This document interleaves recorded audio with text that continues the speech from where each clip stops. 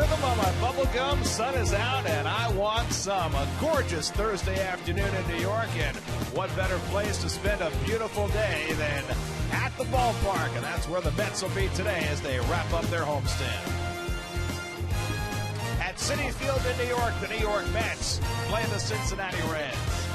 And a pleasant good afternoon, everybody, and welcome to Citi Field. Gary Cohen, Ron Darling with you today as the Mets wrap up their two-game series with the Cincinnati Reds. The Mets lost yesterday 6-3 as the bullpen let it get away, and that's been a theme, and the Mets made a change after the game last night. DJ Carrasco was designated for assignment. The Mets bring up young lefty Robert Carson, but I guess the next question is what happens from here? Well, you look at the ERA, the bullpen in the National League last. Only the Detroit Tigers in the major leagues have had a bullpen that struggled more. I think when listening to Sandy Alderson today, he was talking about the bullpen, and he said, listen, it's going to gives everyone makes you feel good if you make changes, but sometimes the changes aren't going to matter, and they really interconnect every pitcher to each other. So you have to make sure you don't kind of have a knee-jerk reaction, try to change the entire bullpen. You just count on these guys to get the job done. But I equate it to football. If you have a bullpen that's struggling, it's like a football team that has a place kicker that's not kicking it through the upright. So it's got to get better. Of course, the best way to avoid that is to score touchdowns or to have your starting pitchers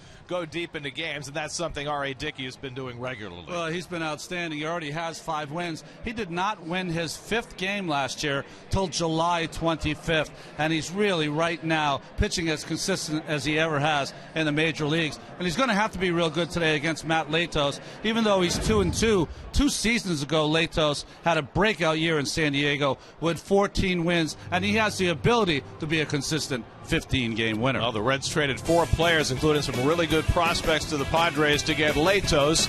They go for the sweep today, and the Mets try and finish off the homestand on a positive note as they take on the Reds. All the action on SNY.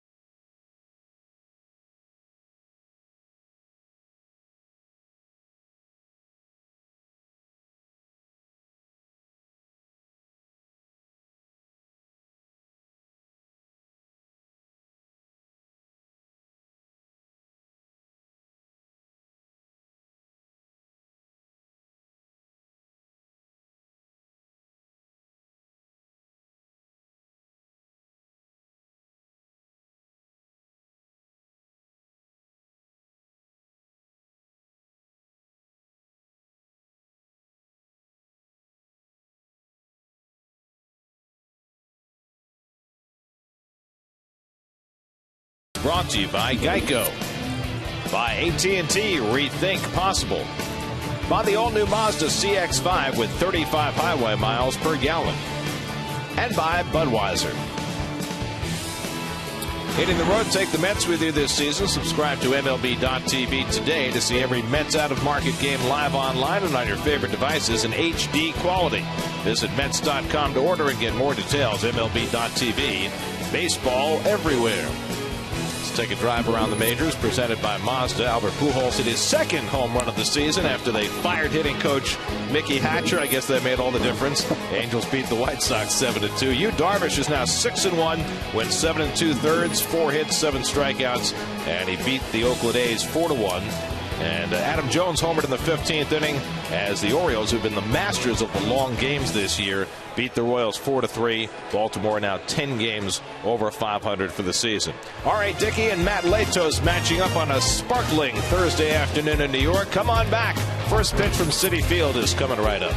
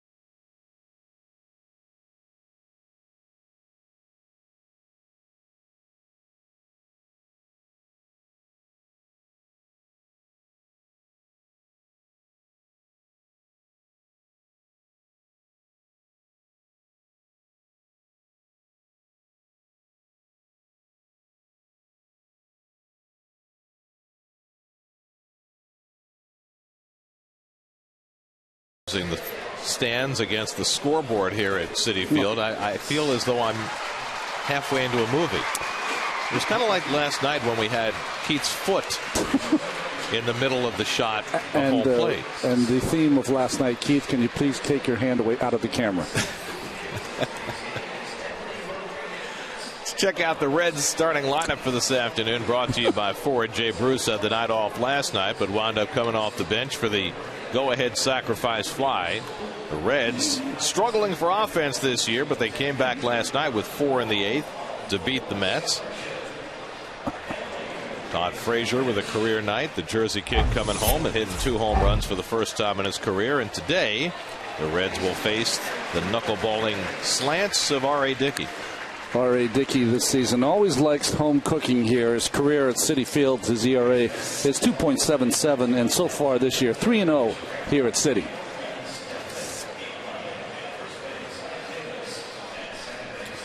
Defensively behind R.A. Dickey, you can see Neuenhuis in left field. He was in center yesterday. Torres back in center with Duda in right. Wright, who's been outstanding. Cedeno back in the lineup, playing shortstop. Murphy and Davis on the right-hand side.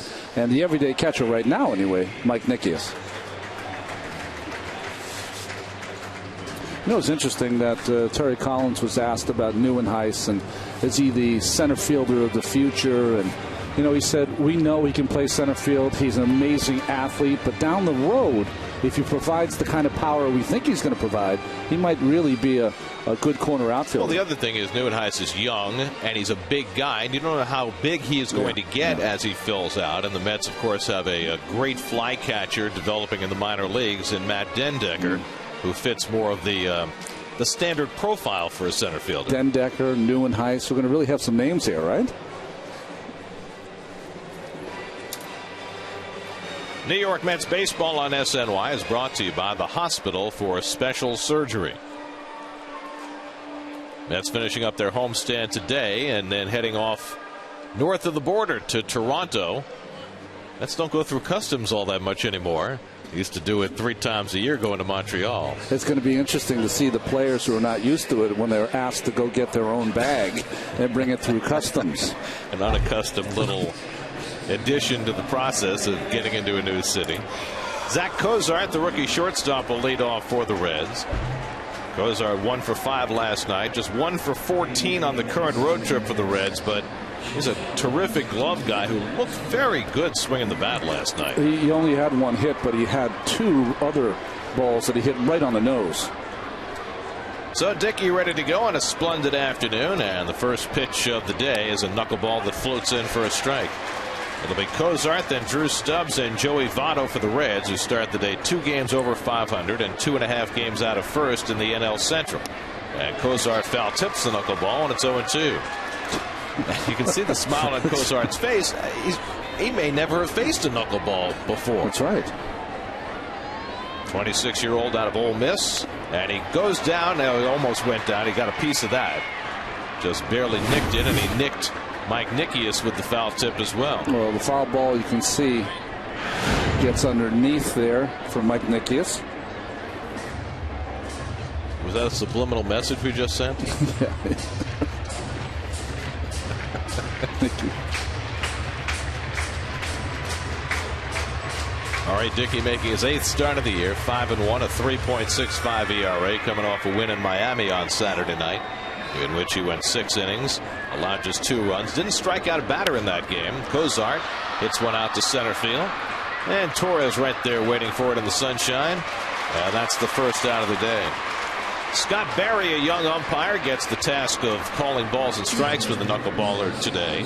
Jerry Meals, the umpire, at first, Gary Darling, the crew chief, at second, and Paul Emmel, who had the plate last night, moves over to third. Mets have had the same umpiring crew for all 4 games of this homestand. They've only had 1 incident, really, this 4 days here at this homestand, and that, of course, was the hitting of Ryan Braun. Other than that, nice job by the umpires. And that went quickly. Yes, because Gary Darling immediately ejected DJ Carrasco, and Carrasco was further ejected last night when he was designated for assignment after giving up another home run. Drew Stubbs takes the knuckleball low. Stubbs 2 for 5 last night, hitting a .245 for the year. Joey Votto, the former MVP, waiting on deck. Let's see if Stubbs is ready if RA decides to throw a fastball here early in the game. And a 2-0 knuckleball in for a strike, 2-1. He has really come down away from that fastball. He was throwing it a lot early in the season, but feels real confident in the control of that knuckler. I think really it's all about the weather for RA.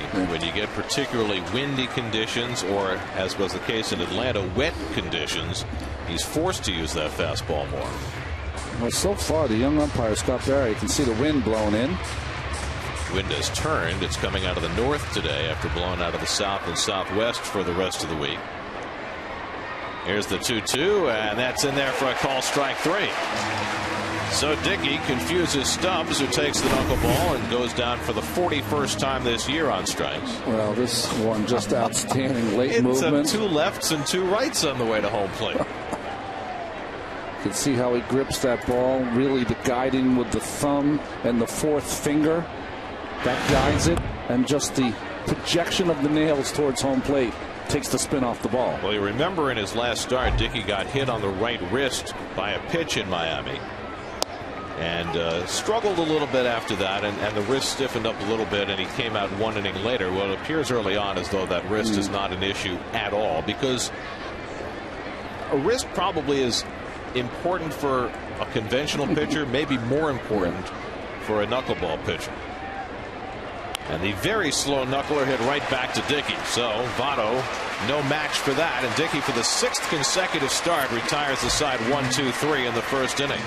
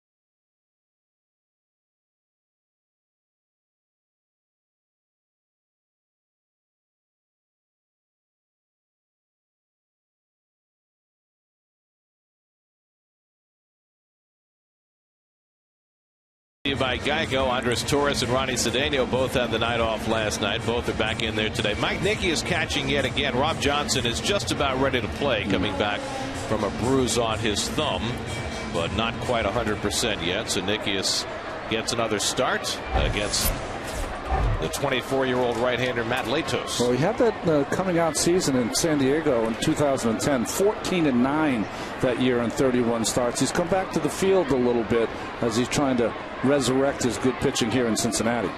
Got that long arm action, and he misses low and inside Torres for ball one. Andres has cooled down significantly, 0 for his last 14 after a very quick start coming back from the calf injury. Average down to 236, is not hit well as a left-hand batter, under 200. And Latos falls behind him 2-0. And Latos pretty much picking up where he left off in his last start, where he allowed only 1 run in 5 innings against the Nationals, but walked 5 in those 5 innings. That's been his problem. Behind hitters, throwing a lot of pitches, hasn't allowed him to get very deep into ball games. Latos, who grew up in the Miami area, grew up with a reputation for being something of a hothead, and it's something he's had to battle throughout his career. And Torres bounces one foul just outside the bag, 2-2. Well, defensively, when you look behind for the Reds defense, of course, Light Reds defense, Ludwig in left field, a veteran, Stubbs the most speed, Bruce with the best arm, Frazier, Cozart, Phillips, 3-time Gold Glove. He makes it look easy. Got some serious style out there at second base. Votto, of course, and Hannigan, Ryan Hannigan, getting the start behind the plate. Dusty Baker looking on from the Reds dugout. Recently picked up his 1,500th career win. And Torres hits one out to right center, and easing over is Drew Stubbs to grab it. And that's the first out. Torres starting to elevate that baseball a lot lately, and that's one of the reasons I think that he's going through a little struggle. So 1 out and nobody on. Now Kirk Neuenhuis, who has cooled down as well, just 1 for 10 on this homestand, getting a .293. You'll notice he gets a very big hand when he comes to the plate, Neuenhuis, when you listen as all the Mets are announced. Well, he's quickly become a crowd favorite, and you can understand why. He's enjoyed early success as he takes that overhand curve for a strike. And there's something about the way he plays, too. Yeah. Terry Collins talked about it today. He said his makeup is off the charts. And the way Terry elaborated on that was interesting. He said he has great confidence in his ability, but it's not like he's going out there cocky. Yeah. It's just that he feels comfortable in his own skills. And this is what the scouts have always said about Nieuwenhuis. He doesn't have great tools. Yeah. All he does is go out there and make the most of what he's got. And help you win ball games, too. He does a lot of little things. Latos ahead in the count 0-2. And he fouls it off. I would imagine with that arm action of Latos, he's going to be tough to pick up. Well, he's tough to pick up. He hides the baseball very well. And he also has that thing that you can't teach, Gary. He's got that plane working in his favor. He's so tall, and he releases the ball from such a elevation that it makes it difficult to pick up. 6'6", 235.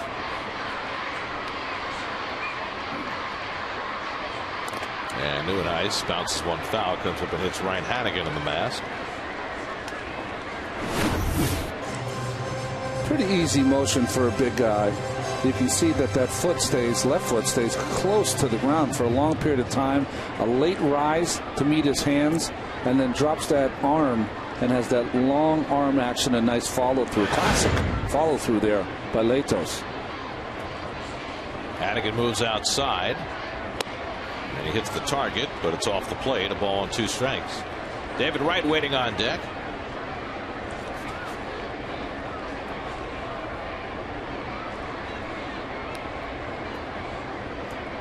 Latos has allowed 1 run or less in 3 of his last 4 starts, so things have been getting better for him. And Nieuwenhuis hooks one in the air to right center. And Jay Bruce is right there waiting. And there are 2 out. So 2 up and 2 fly ball outs to start the bottom of the first. And now David Wright will come to the plate. David walked twice last night, but his 9-game hitting streak came to an end as he went 0 for 2. Still leading the National League in batting at .402. Leading the National League in on-base percentage at .497. And all in all, having himself a tremendous first 7 weeks of the season.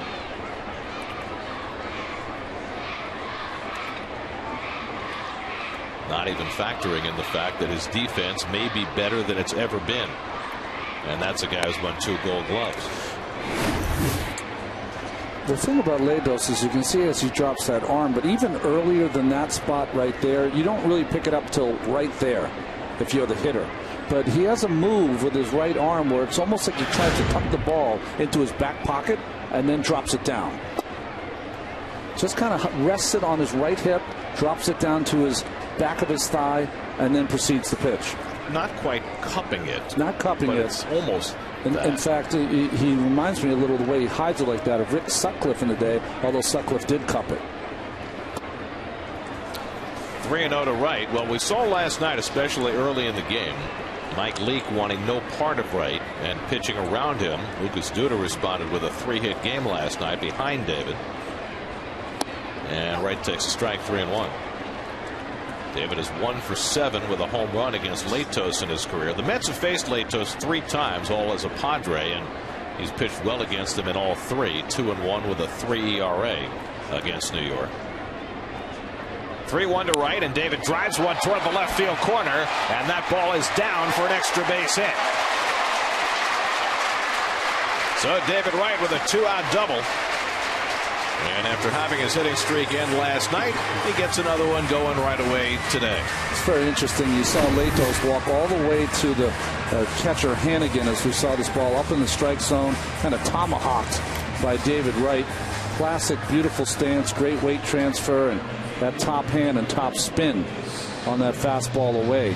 Latos came all the way to the plate to ask Hannigan where that pitch was. And I don't know what he said, but the response seemed to be right down the middle. Yeah, it looked like he was trying to get it inside. Yeah. Just didn't get it there. So the Mets have the first base runner of the game for either side. And now Lucas Duda coming off a 3 for 4 night last night, up to 274 on the year. David takes off for third. The curveball high. Hannigan's throw not in time. That's a very unusual stolen base for David Wright. First of all, he very rarely steals third, but second of all, doing it with 2 out. Well, the shortstop's not holding him on, and remember, with Duda, the third baseman is way off the line, so not only does he have to cover about 10 to 15, 20 feet, he also has to brace himself, catch the ball, and apply the tag, and this one late on Wright. I'll tell you what, too close for comfort, though. That's a play where you just can't get thrown out with 2 out. So now he's the third, 1-0 the count to Duda, and Lucas swings and misses, 1-1. Honestly, though, it is nice to see David do this, and I know what you're saying. On these day games after night games that can be very lethargic, David really pushing the envelope. See Latos coming to the catcher. There's that pitch. Hannigan, don't worry about it. No big deal. No one hurt. Let's get this guy out. But that has been Latos' kind of MO, isn't it, Gary? He's one of those guys that talks a lot out there, gets emotional occasionally, beats himself up at times. Well, I think it's now a little more self-directed. He used to yell at teammates. He used to yell at umpires. I think he's gotten past a lot of that as he matures. He's still only 24 years old in his third full season. Mets have been very good with 2 outs this year. He's throwing nothing but off-speed stuff to Duda, and now it's 2-2. Daniel Murphy hoping for a turn on deck. Well, they did this last night to Duda, Gary. A lot of slow stuff, and then they tried to surprise him with 2 strikes, especially in that last at-bat. Had a hit last night, 3-0. His first 2 at-bats, a hit 3-0 and a hit 2-0. Lofts this one down the left field line, but that'll slice into the crowd. With Duda up and Frazier, the third baseman, playing well off the line, Wright is taking a lot of liberties coming down the line from third. And with Latos pitching for the windup, all those. So, you know, he's already stolen third. Well, I think what you're trying to do there for David is you want to be in the pitcher's mind, but even more importantly, if he bounces a breaking ball and it doesn't get away too far, he can maybe take a chance. As a right-hand pitcher, would you work out of the windup with a runner at third? It depends on the runner. If I had a slow runner over there, I don't care. But in a situation like this where the third baseman is so far off the line and a pretty fast guy, I would pitch in the stretch. Yeah. You would think that if nothing else, David could get in his line of sight and maybe distract him as he takes that big lead. Here's the 2-2 and a swing and a miss. He got him with the breaking ball. So Latos staying with that slider to strike out Duda, and that keeps Wright pinned at third. No score after 1.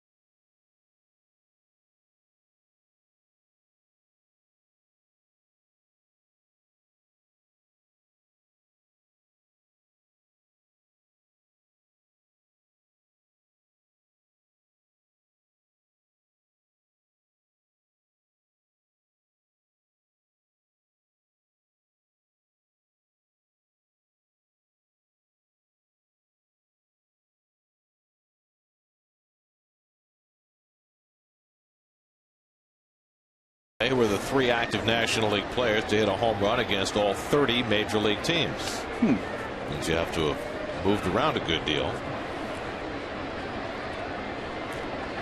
Brandon Phillips leads off the second for Cincinnati. Phillips 1 for 4 last night. Drove in the tying run against John Roush in the 8th inning.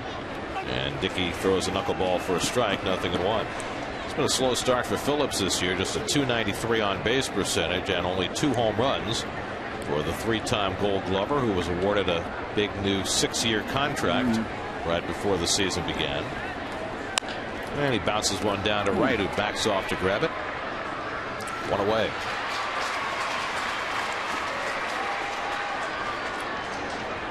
Everybody's smiling after facing the knuckleball. After 3 or 4 at-bats, maybe they won't be smiling quite as much. After the second, if you're 0 for 2, then it's serious business. Now, how am I going to mix one in? Here's Jay Bruce. Bruce off to a fine start this year, in the top 10 in the league in home runs and RBIs. Came off the bench last night and delivered the go-ahead sacrifice fly against Tim Burdack. Gary, this is the one guy, if you ever had a critique of Jay, it's that he tends to have a long swing. Well, the long swing tends to work good against the knuckleball. And coming into this game, I was thinking to myself, this would be the guy that RA has identified not to hurt him.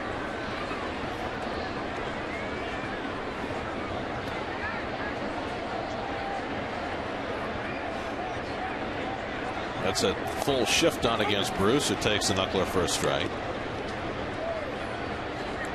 And the outfield is straight up, which is interesting. So when he hits it in the air, tends to be pretty straight up. When he hits it on the ground, he tends to pull it. Bruce now 25 years old, and he's a guy who was touted about as highly as anybody to come out of the Reds organization in a long time. And it took him a couple of years to find his stride.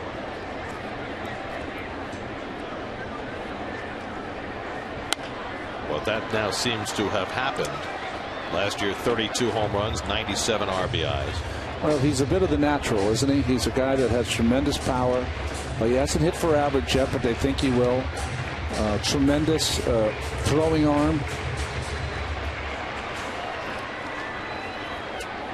Remember 3 years ago, he hurt himself diving for a ball here at Citi Field, ended his season. And he hit .223 that year. I mean, he has become a much more polished player over the last 3 seasons since that injury. Well, if you have a chance, you shake hands with Jay Bruce. You know he's either a baseball player or blacksmith or something. I mean, just tremendous grip. And Dickey gets him with the hard knuckler for his second strikeout. Funny, this one didn't break down. This one kind of broke out to the outside, stayed in the middle, and didn't do too much, but it didn't have that rotation.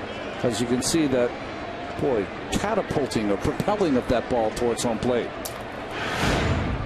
Knuckleballers will tell you they want about a quarter turn between the time it leaves the hand and the time it hits the catcher's mitt for optimum movement. Here's Ryan Ludwig with 2 out and nobody on. And he takes a strike. Ludwig 0 for 2 last night, hitting just 177. He started a little over half the games for the Reds.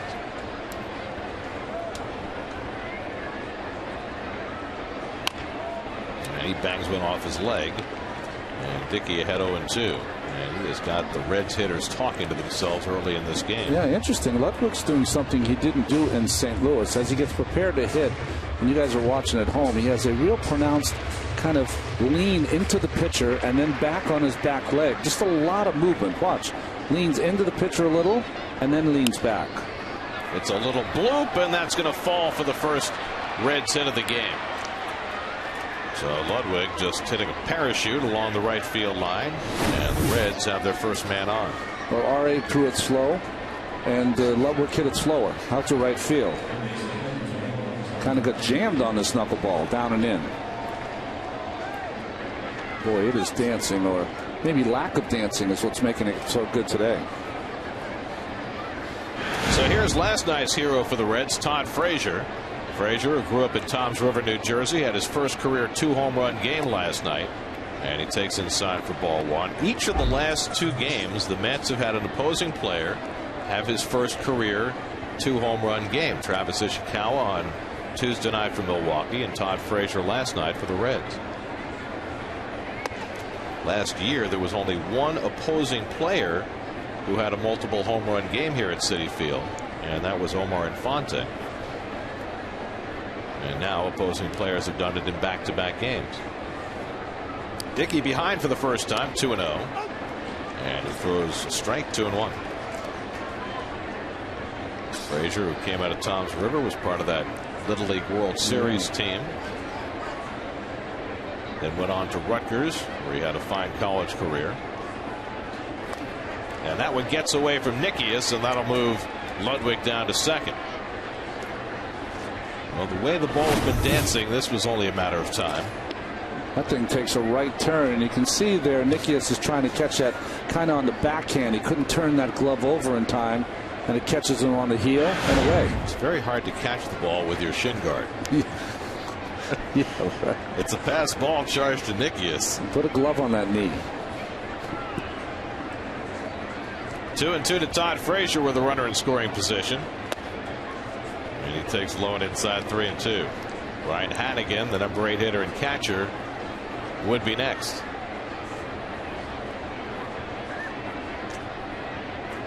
Dickey has struck out 2. And that one pops out of Nickius' glove on strike 3. And he makes the toss, and down goes Frazier. Side retired. A hit and 1 left. Dickey's got it dancing today, fooling the hitter, the catcher. Hard to catch.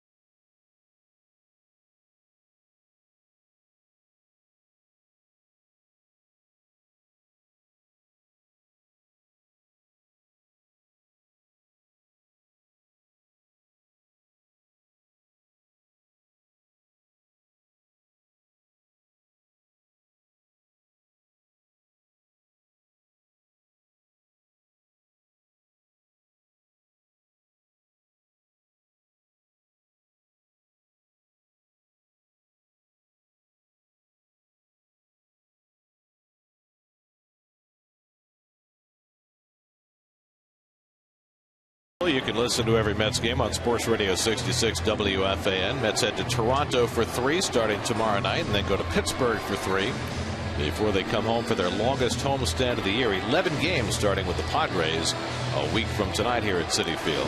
Padres, Phillies, and Cardinals coming out on the next homestand. Big night for the Devils last night as they tied up their series with the Rangers.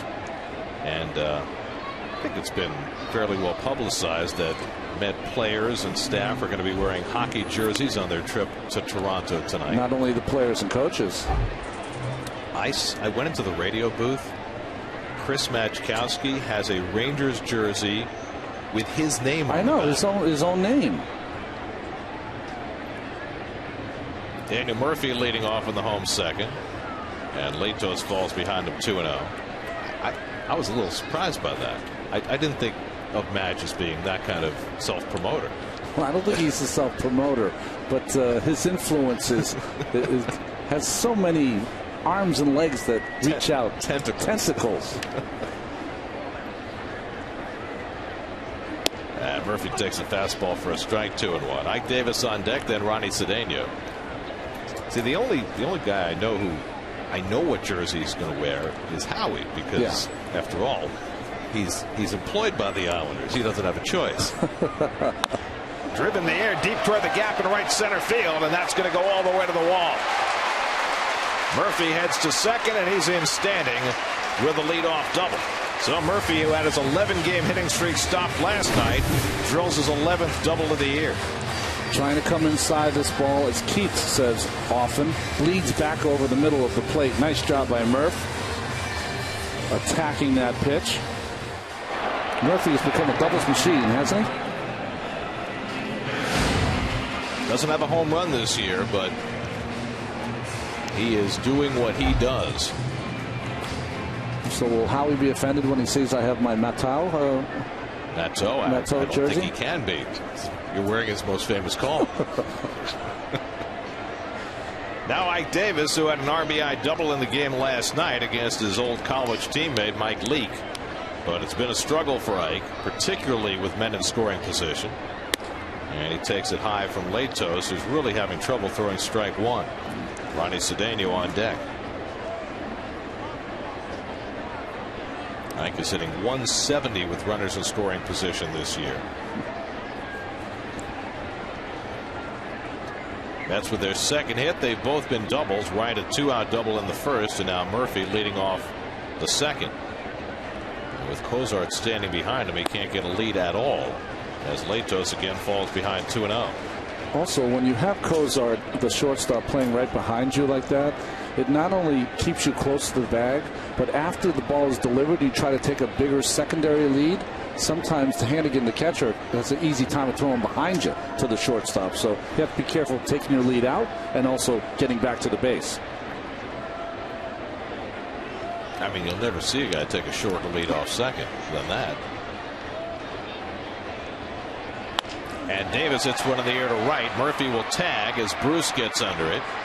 And Murphy heads over to third. Bruce wouldn't even try for him. And so the Mets have a runner at third with one out. A productive out for Ike Davis.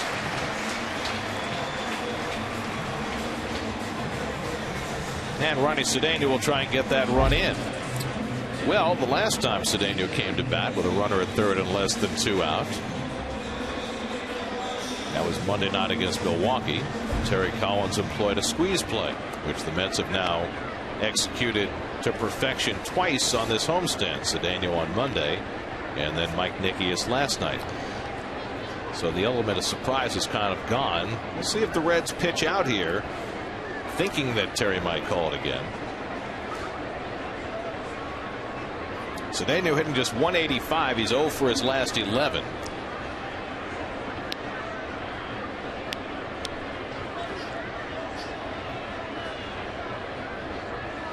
Ronnie takes a fastball for a strike. The Mets have had some of their complementary players who had gotten off to fast starts and helped them to their fine early season record cooled down a little bit now. Yeah. Torres, Neuenhuis, Cedeno, and Nikias. Well, you have your starters out and your second players in, and you like to have them in for a few days, not for a week, 10 days.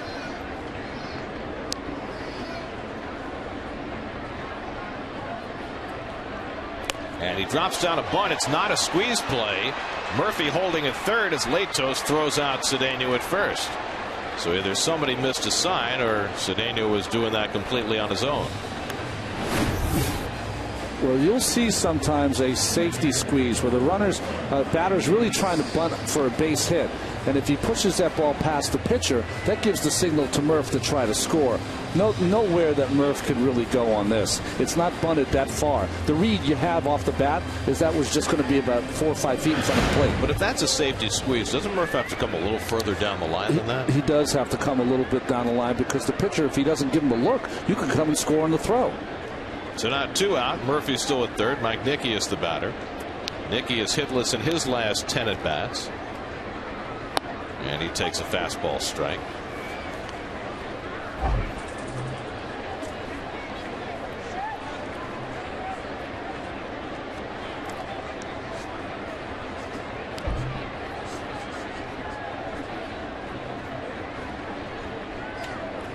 Murphy at third with 2 down. Mets have been playing a lot of small ball on this homestand. And there's a second strike to Nikias, and it's kind of imperative that they do, because after hitting some home runs early in the season here at Citi Field, they have been bereft of home runs lately. Just one in their last 11 home games. Ooh. And none so far at home in the month of May.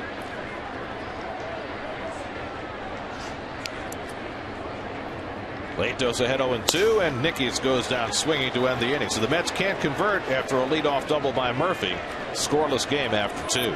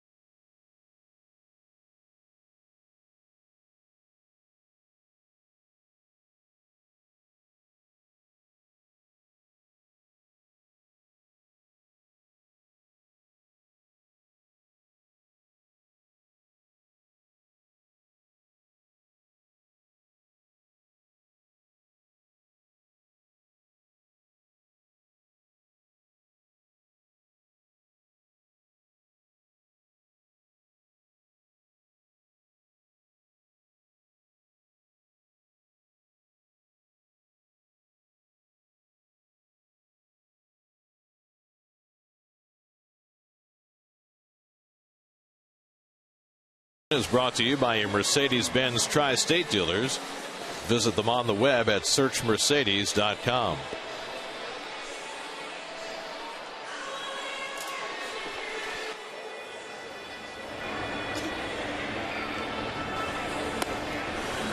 Ari Dickey takes the mound for the third inning in a scoreless game.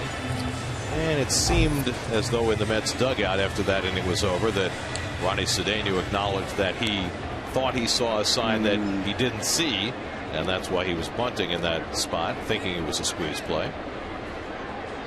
So Terry had told us that the Mets hadn't missed a sign in 2.5 weeks. Well, now apparently they've missed one. Not perfect.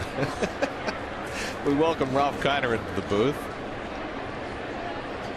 as Ryan Hadigan leads off. Ralph, how are you doing today? I'm doing well, thank you very much. It's good to be back with you two guys, and reminds me of the story when they put the bunts on for Yogi Berra, and Yogi took the pitch, and the runner was thrown out going down to second, and so they put it on another time, and Yogi again missed the sign. And they said, well, how come I missed the sign? He said, I didn't miss it, I forgot. In that 3 seconds after he got it. Right throws that Hanigan one away. Well, you get catchers who put down a sign and forget what they call. No, that's true. That happens because I would say that 90% of the time it's the pitcher's fault, but occasionally the catcher forgets what he calls. So, Ralph, my question of the week for you is: did a manager ever pinch hit for you when he thought you might get hit by a pitch? Never.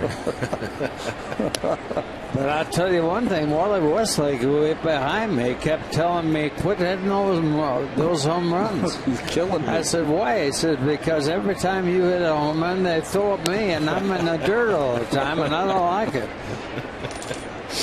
That's when he could throw at batters. Well, I mean, intimidation is a big part of the game. Well, I mean, you were a great home run hitter, so I would imagine you had to get thrown at a pretty good amount. I could the one thing my high school coach taught me was how to get out of the way of a throwing ball.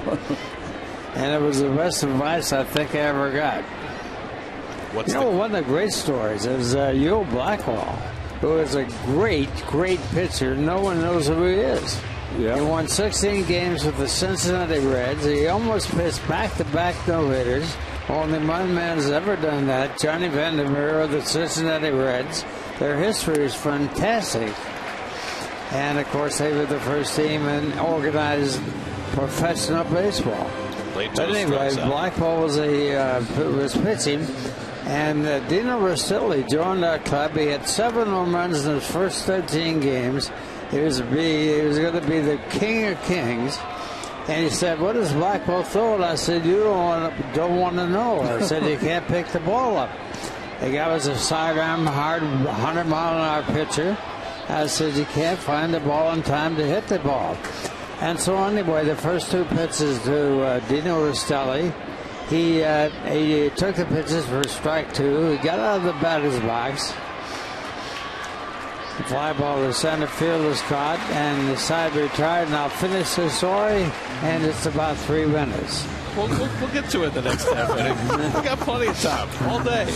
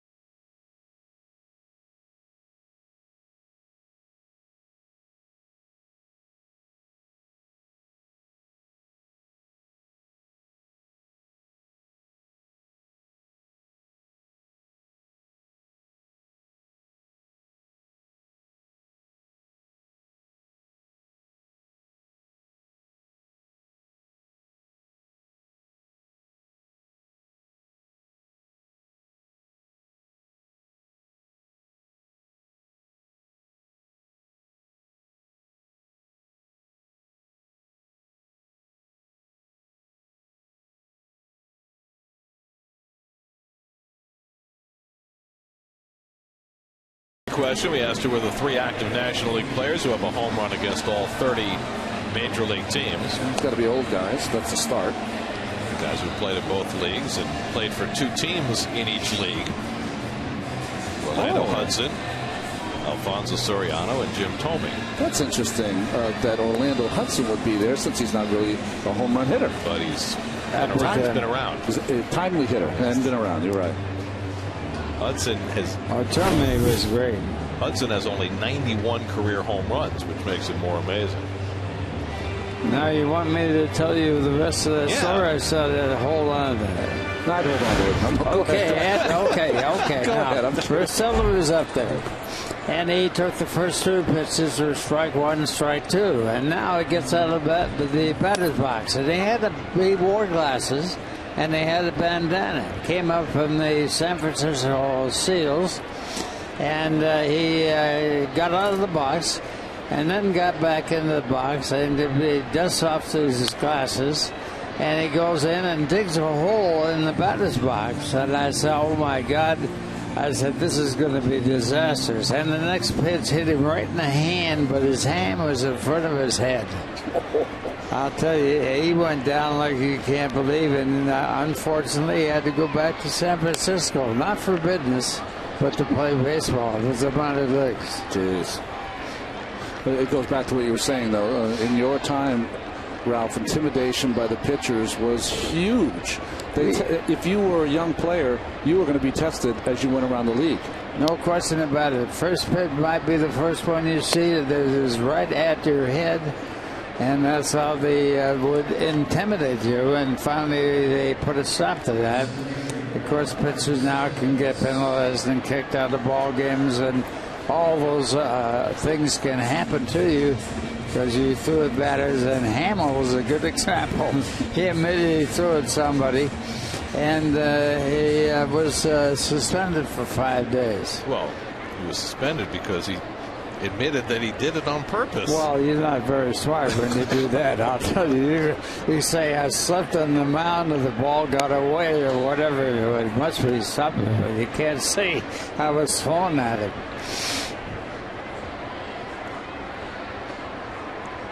Andres Torres fly to center his first time up. Batting here with 1 out and nobody on. Scoreless game in the home third. And he swings and misses at the late toast fastball, and it's 1-1. You know, I had against Johnny Vandermeer when I first came up, and he could really throw hard, but he was wild.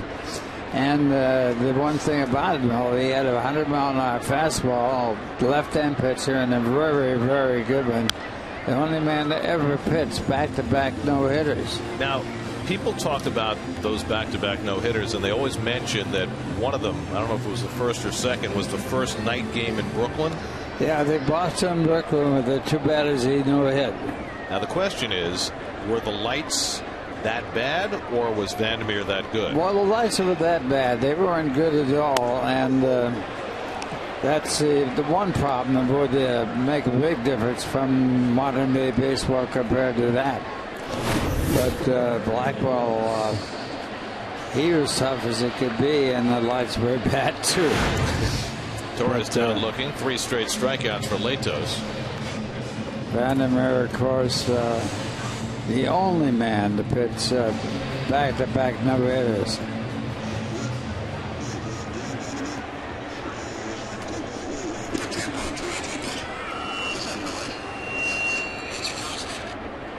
Two out and nobody on now. Nieuwenhuis takes low. Nieuwenhuis flying to right his first time up. There's Johnny Vandermeer right there, and he was very big in the history of the Cincinnati Reds. No question about that. And when you think about all the players that had chances for double back-to-back no-hitters, he was the only one that could ever do that. Nieuwenhuis pulls one into right, and he's got himself a base hit. A 2-out single for Nieuwenhuis, the Mets' 3rd hit off Latos. David Wright coming up. Let's check in with Kevin Burkhardt. Kevin. Well, the Reds had some really great ball players in the past. Ted Kaczewski was he had bigger arms than McGuire, and I'll tell you, that's big arms, right? By the way, Kevin looked like he was having a ball out there. I think, Kevin has a lot of fans, so they want to talk to him. They can't wait to see him. We'll get back to him. As I said, he'll let us know. A lot of time this afternoon. David Wright doubled down the left field line and then stole third base in the first inning. David now at 407.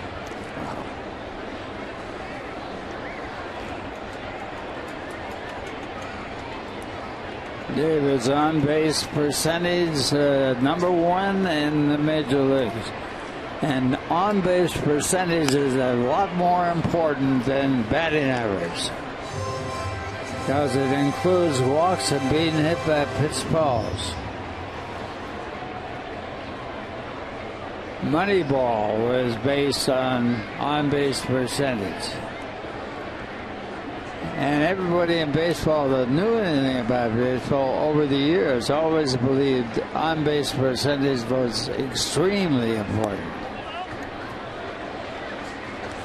Do you like to include slugging percentage in that too? Because on base plus slugging has become the the measure that a lot of people. Well, slugging is not as important as being on base. On base, you can score from anywhere, and it's not recorded as a base hit, and you still get no credit for the time at bat, other than the fact that he walked.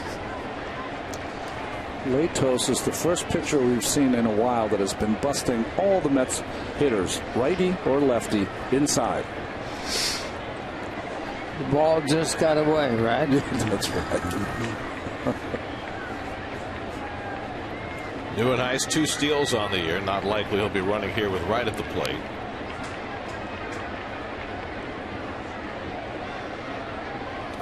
And the slider in the dirt, and now it's 3-1.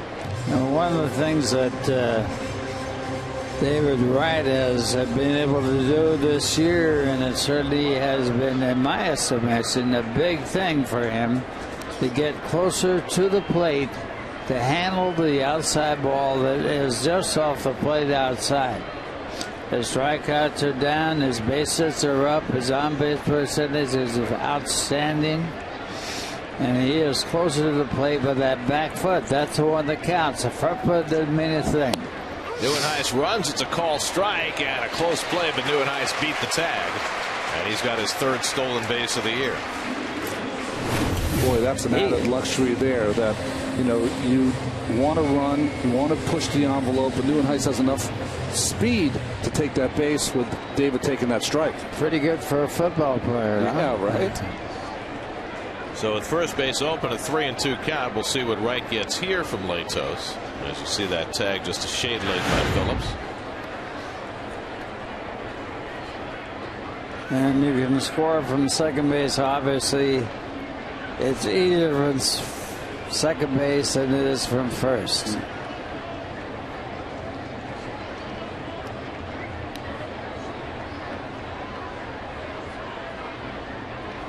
Now the 3-2, and David fouls back the fastball. That was a pitch. It's really a pitch you can't handle. A high inside fastball is a pitcher's pitch.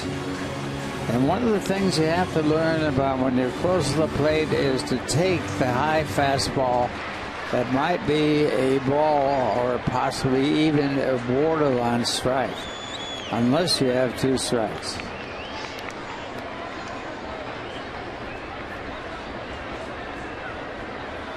And the breaking ball is down for ball 4, and so Wright's on base for the 2nd time. Nice at bat by David. Let me ask you a question, okay? So the 3-2, he gets the fastball up and in. Probably a ball, right? Can't handle that pitch. But what if the guys behind you are not producing? They're struggling. You're the best hitter in the group. Do you go out of the strike zone once in a while to try to get a base hit to knock someone in? Well, enticing is a big thing about pitching. You entice a player to go out of the strike zone. The strike zone is there for a reason. It's a tough pitch to hit, and the corners of the strike zone are the toughest pitches for a batter to hit. I think what Ronnie's asking, and I want to know this too, Ralph, when you're the big hitter in the lineup, and you were for all the teams you played for, if the guy behind you is struggling, is it your responsibility to go outside the strike zone to hit a pitch, well, that's an argument rather than leave it on the next guy? That's the argument against Ted Williams and Joe DiMaggio. Joe DiMaggio hit pitches that were out of the strike zone, where Williams would not even flinch at pitches that were out of the strike zone. He was a point he believed that you had to hit pitches in the strike zone. Where do you come down in that argument? Well, I'm sorry? Where do you come down? I led the league in walks a lot, but only because they wouldn't pitch to me. Yeah. But you have to. There's no. I happen to believe Ted Williams. I happen to believe that it's very important to get your pitches, not the pitcher's pitches that are in the strike zone, but your pitches, and take them if they're tough to hit until you get to the strike zone. And maybe where do you say no, Ralph? If you start going out of the strike zone, how far do you go, and does that lead to bad habits? Well, you can't go too far out of the strike zone, but nowadays you see player after player strike out of balls that bounce in the dirt.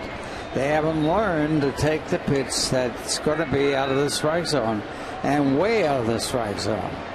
And that's why strikeouts are so high in baseball right now, because there's no argument about the fact that you have to get your pitch to hit. Duda strikes out for the 2nd time. Latos gets out of trouble, striking out 3 in the inning. Still no score.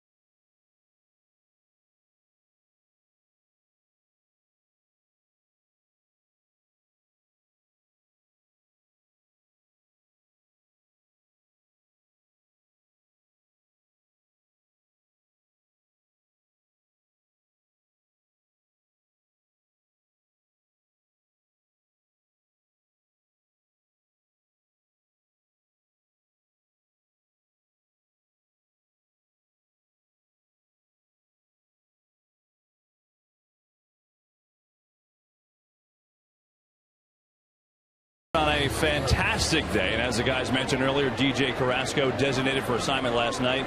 Robert Carson here to take his place, and we will see how Terry Collins uses him. But it is time now for our favorite segment, the Verizon Ask the Booth. We find a fan, a Met fan. Here we got Danny from Rybrook. There's a question for you guys. Danny, what do you got?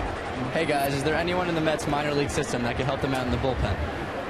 Well, Carson's here, but is there anyone else down there that can help? Guys, take it away. Well, I don't know if he's quite ready now, but we certainly saw a very impressive young left-hander during spring training. Yeah, Josh Edgin was just outstanding. The thing about Carson, for you Mets fans, just to give you a little insight, he's a guy that can throw the ball 94, 95 miles an hour, was a starter for a lot of his career, but moved to the bullpen, and for most of the organization, think rightfully so, that this guy could be a difference maker as Stubbs goes down, striking out for the 42nd time, I think. Second time today. So Josh Edgin is the name. I think the more interesting thing for me with the Mets, and Sandy Alderson was addressing it today, he said that, you know, you're always looking outside for people to maybe help with wherever you are in your team. Drive in the air deep and gone off the bat of Votto, off the facing of the Pepsi porch.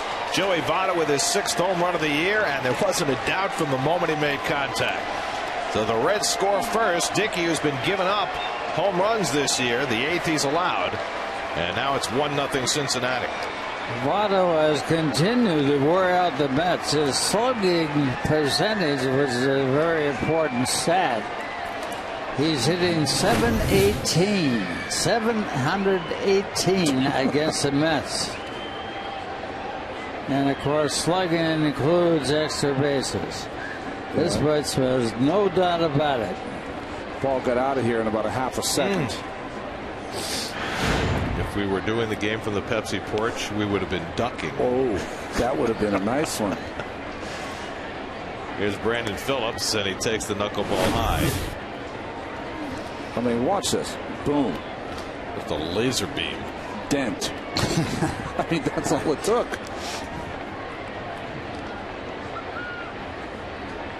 It's now Pessimax. Took out the middle P. That's only the 6th home run by Votto. He is driven in 25 runs this year. But he is the man you don't want to have up there when it counts. And last night he started to rally for the Reds as they won the ball game. Of course, 3 of those 6 home runs came in one game Sunday against the Nats, capped by a walk-off grand slam. Nats, of course, noted for their young pitching and also a young first-round draft choice twice. You know, as Phillips gets almost knocked back with that knuckleball.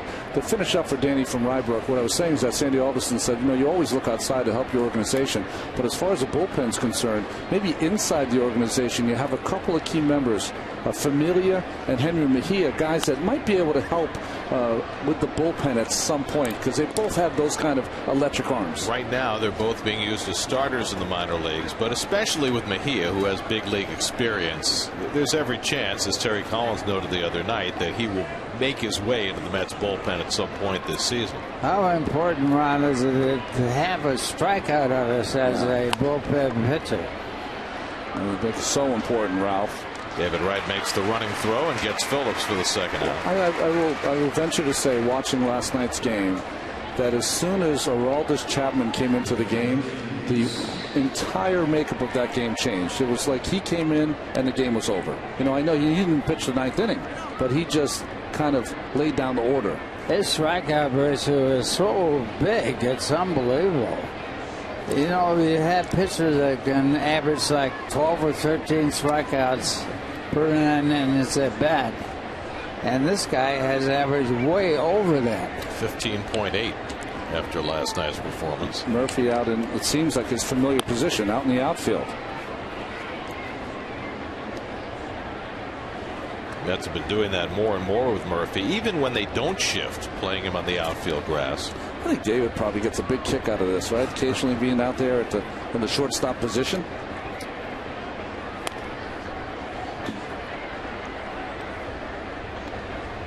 You know, it's really not an easy thing to do to shift that far away from a normal position you would have. And you have to now learn a different type of throw from there where he is a shortstop. You know, the interesting thing, though, Ralph, it becomes for a lot of infielders kind of fun because most infielders start as shortstops much of the time. That's because they are moved to third base or second base because their range isn't that good for shortstop. Dickey strikes out Bruce to end the inning. 6 strikeouts in 4 innings for Dickey, but Joey Votto with a bomb puts the Reds in front. Now the Mets will try and fight back. Daniel Murphy will lead off for the Mets as they come up in the bottom of the 4th.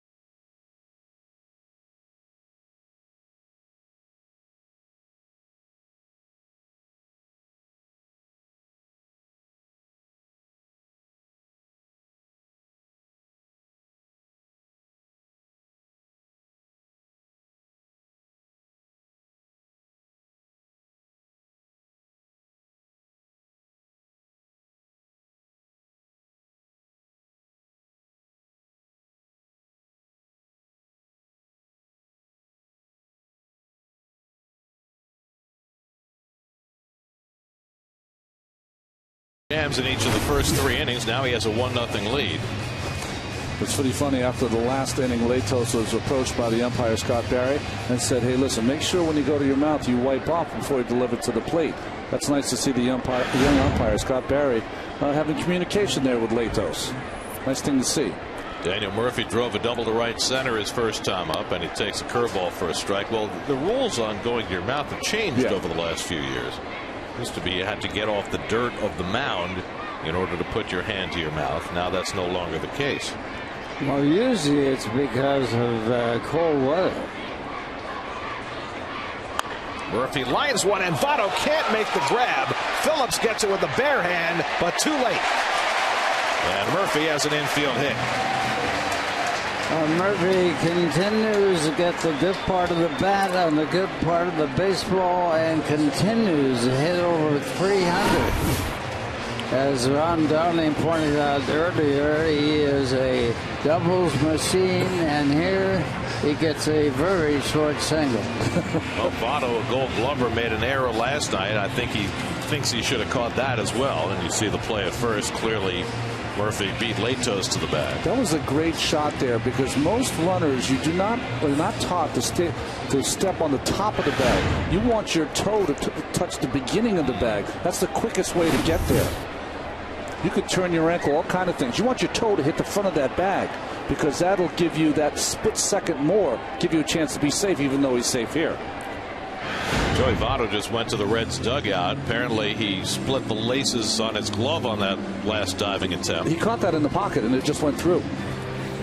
And so he was all set to throw the old glove into the stands. You know, one time in the old days of bad gloves, which they used to have for years and years and years, He wants to throw it in the stands right there. But he wants to fix that. The whole thing was that the infielders used to cut the center of the glove out and take the padding out, and it would go against the bare hand. Wow. Why would they do that?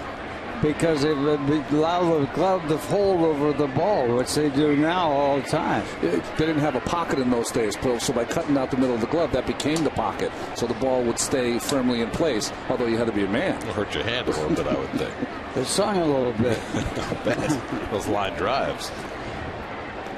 Ike Davis flied out to right his first time up, and he lays off. Ball 1. You know, in those days, gloves cost not much money, but the money was worth a lot more than it is now. And the guys didn't want to cut their gloves up. They only got one pair of gloves. Is that an English thing? One pair? They only got one glove. Let's put it like that from the manufacturers. Yeah, a pair of gloves would be hard to throw. Right. I've seen a lot of those old gloves. I don't know how you guys did it. I really don't. I mean, you look at the gloves they have now, it's easy to catch the ball. That was why they had two-handed catches. You had to catch them with two hands, not one. One-hand catch wouldn't hold them in the glove. So on that Coors Light freeze cam, the ball going through the webbing of Votto's glove, and that's why he didn't catch it. There's a guy with Rawlings Manufacturing named, oh gosh, I've forgotten his name right now. Harry Patina or something close to that. Anyway, he's the guy that changed the gloves. I know my first glove was a mess. I used to drive my bicycle with it. Is that right? And we used to soak our gloves in linseed oil to soften them up. Davis hits it out to left center.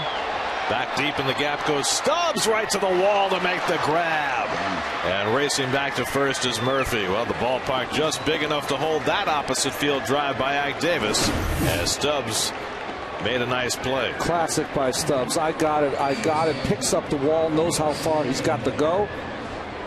And then as soon as he makes the catch, snatches that glove back down against his body, and then just cushions himself against the shock of the hit against the fence. And look how that glove folds over. But why does it always happen to the guy that can't hit? That's well, the other night, Davis had 2 line drives right at people that were caught. And now a long fly ball that winds up in Stubbs' glove. But you have to say the signs have certainly been encouraging the last few days for Ike, even though the batting average continues to sink. I'm sure he's sick of hang with him, kid, though. I'll tell you that. The guy with Rawlings was Harry Latina. I just remembered the name. He was the guy that started changing the gloves to where you can catch the ball one-handed, and they actually recommend that you catch it one-handed. I guess my question is, why did it take so long for someone to figure out that, a bigger glove? Well, horse-sides were very expensive in the old days. Baseballs were made out of horsehide. And gloves out of cowhide, right? Well, I know that when my parents got me my first glove, my Rawlings, cowhide glove, I know it cost them a pretty penny. I got it for Christmas morning, and I still have that glove at my house, my parents' house. So still trying to catch one too. Yeah, exactly. Grabbed by Frazier near the bag, and he gets the force at second on Murphy. Nice play by Frazier for the second out. My first glove was an Earl Averill glove. Earl Averill was in the Hall of Fame. His son played for me when I was running the San Diego baseball team as a general manager. That was back in the late 50s. Do you see Phillips at the end of that play? He's just got so much style. He's got a little bit of Curly Neal in his second base play. He had a play last week where he got a big force where he tossed the ball behind his back. A little bit on the forearm, scratch it down, little snatch, back to the pitcher. Here's Mike Nickias, who struck out his first time up. Cedeno at first with 2 out. Well, a good fastball to hit right there, but Nicholas unable to make the solid contact and fouled it off. Right down the middle. Boy, you say to yourself, how could I miss that pitch?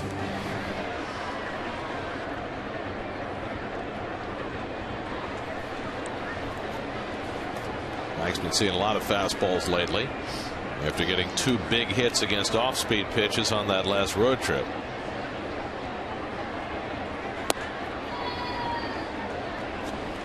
It's funny how the nomenclature of baseball has changed over the year.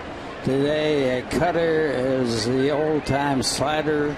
The slider now becomes a curveball. And, of course, in the old days, the spitball was outlawed, so no one supposedly legally can throw a spitball, but they do cheat and do throw it. You think people still throw a spitball? I'll tell you how if you want to know. Sure. I had a good spitball. I was in the outfield. Well, Burdette, for example, was a good spitball pitcher. Peter Rowe had a great spitball. It was loaded up by Billy Cox, the third baseman for the Brooklyn Dodgers. There were quite a few pitchers that cheated. You wouldn't believe that, though, would you? Oh, I believe that. I'm just wondering whether guys still get away with it today. And there's the one they cut with the belt buckle, or all kinds of that. Sandpaper's used. They use anything they can use. 6 strikeouts for Latos. 1-0 Reds after 4.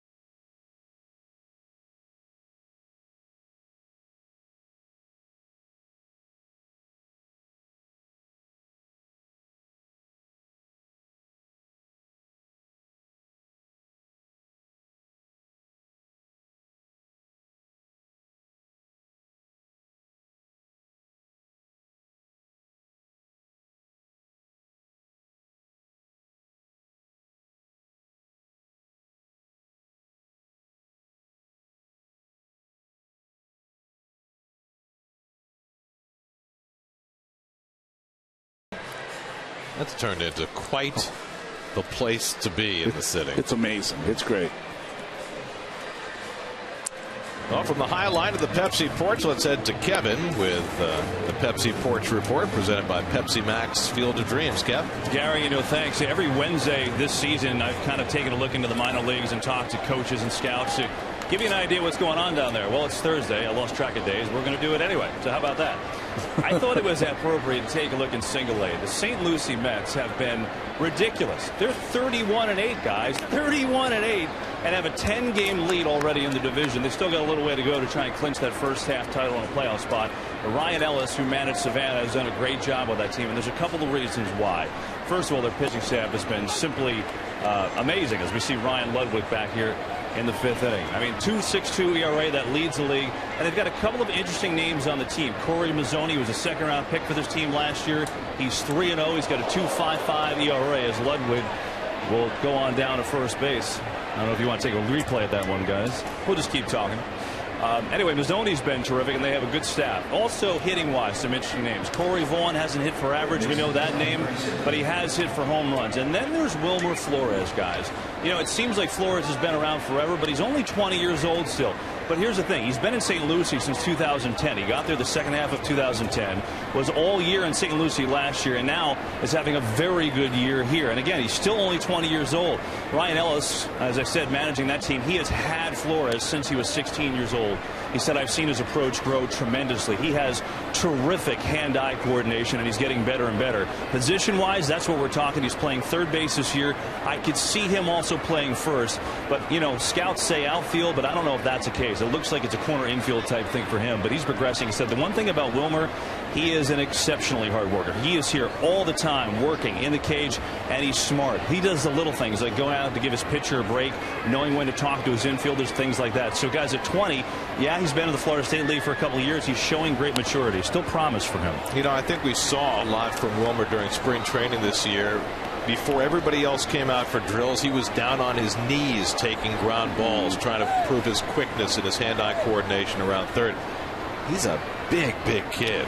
Well, I think one of the most difficult parts, and Kevin, I know you're around those guys and have seen them now for 3-4 seasons, is when you're not drafted, but when you are signed as a 16-year-old young man, your body changes. And I think that was one of the biggest things for Wilmer. You know, he emerged from a skinny, scrawny thing to a kid who's 6'3", 6'4", 210 pounds now. Speaking of young ball players, the Cincinnati Reds are the youngest player in baseball history. Mr. Nuxhall you're talking about, right?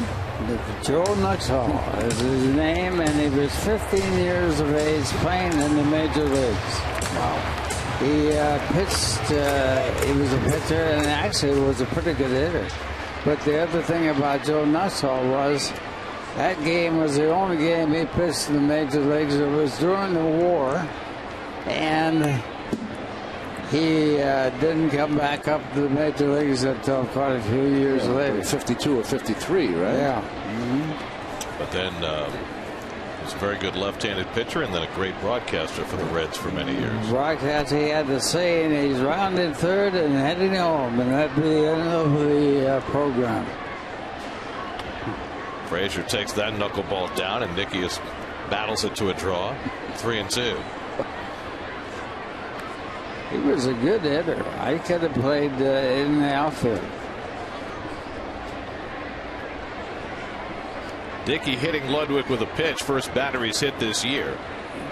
And now 3-2 as he checks in on Ludwig. He's not a base stealer. The story on Joe Nuxhall, they went to scout his father during the war, and they saw him play in the same game, and they took him instead. Did they know he was 15? There's ball 4, and the Reds have 2 men on. I would say they probably did.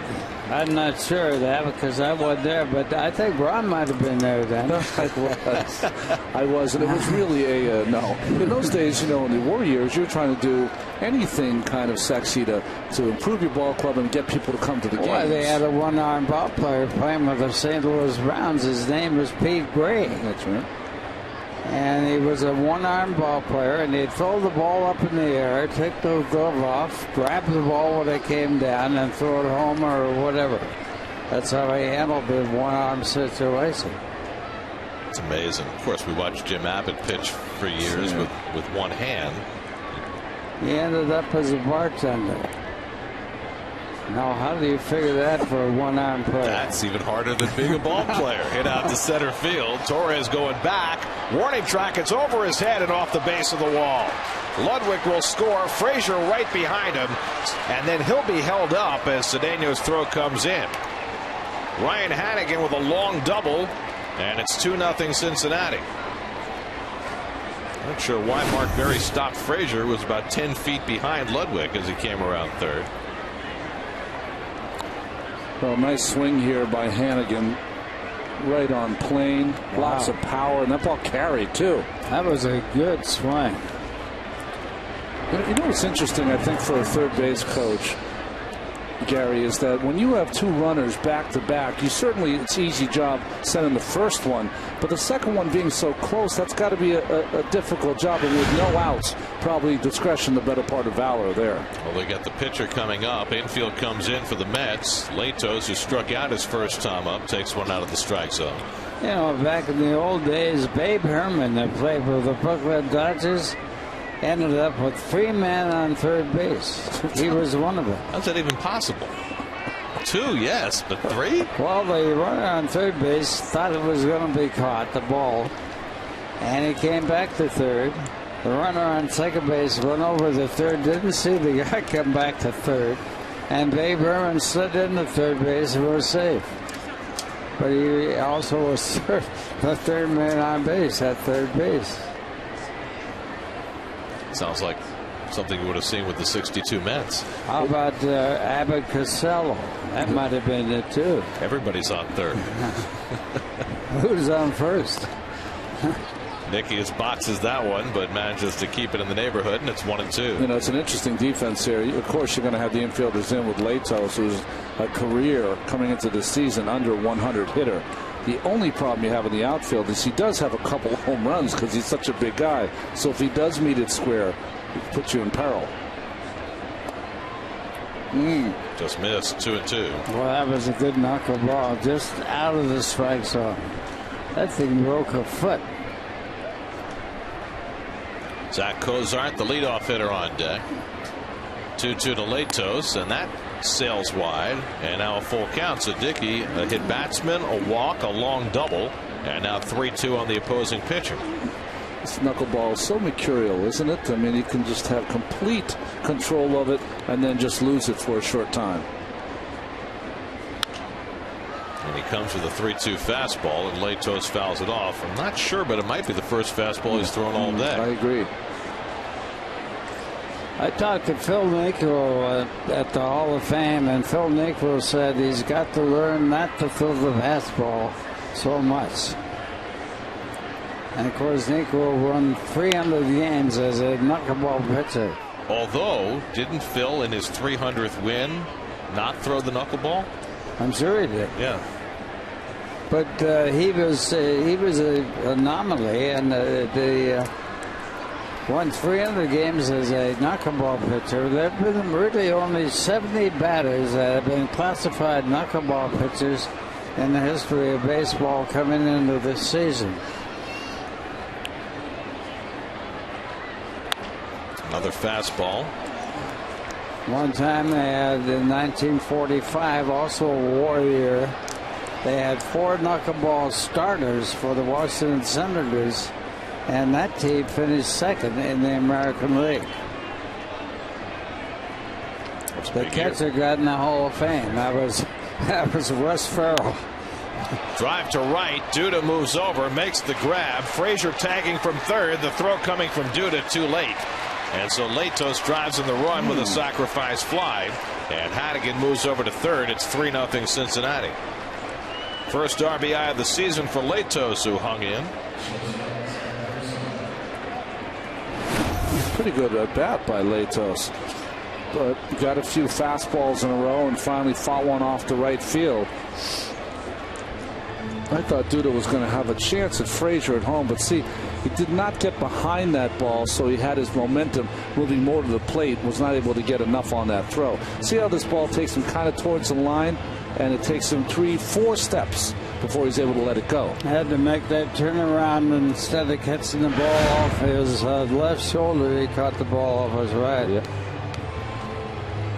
So now Hannigan at third. 2 runs are home in the inning, and the infield has to stay in for Zach Cozart, who twice has flied to center field. And the way the Mets have, and that one breaks off Nikias's glove, but no break from Hannigan, and then Nikias throws it away, but Hannigan already committed to going back to third. Boy, it's been a rough afternoon for Mike Nikias. Hannigan as a catcher doesn't run particularly well and didn't feel confident enough to make a break. Well, that ball hits right on the heel, almost hits him in the wrist. Fights it off. Great hustle. But you can see Hannigan didn't take any chances. And then by the time Mark Berry pointed out the wild throw, No chance for Hannigan to change direction. Now this one gets far enough that Hannigan makes a break and he scores without a throw. So Nikias's rough afternoon trying to catch the knuckleball this time results in a run, and it's 4-0 Cincinnati. Well, the knuckleball hard to throw and also hard to catch. No one knows which way it's going to break, and this one was off the right side of the glove and bounces away, and a tough thing for Nicholas to handle. Second pass ball charged to Nikias today. 3 runs home in the inning. Now it's 4-0 Cincinnati. 1 out and nobody on, and Cozart takes a strike. Bob Uecker said the knuckleball's easy to catch. He said you let it stop rolling and pick it up. Driven down the left field line by Cozart, and that goes foul.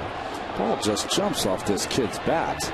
I mean, I know he's only hitting .245 coming into this game. We were talking to Walt Jocketty, general manager of the Cincinnati Reds, and I saw him first and said, Walt, I like your shortstop. You saw him about 5 minutes later and said, boy, we like your shortstop. He said, yeah, I've been talking to Ronnie about it. But the ball just jumps off his bat. Goes around on the knuckleball and strikes out. That's 7 strikeouts for Dickey. But Cozart, kid who came up last year, played for 2 weeks. Very impressive offensively and defensively, but then hurt his non-throwing arm and had to have Tommy John surgery. Doherty, the GM of the Cincinnati Reds, was with the St. Louis Cardinals as a GM. He was assistant GM when I first met him with the Oakland A's. The general manager was Sandy Alderson. I asked Walt if he had seen Sandy to catch up. He goes, no, I haven't. I said, yeah, he's been quite busy. In a week. The Reds, of course, in a unique position. They're here for 5 days in New York City. They go on to play interleague play against the New York Yankees this weekend. It's like the old days when you come to New York and play here a week. Play Brooklyn and the Giants, and they have a weekend series or a whole week of baseball. 1-2 fastball, and he strikes out Stubbs. Third time he's gotten Stubbs today. There's Walt Jocketty presiding over the Reds, who lead 4-0 halfway through.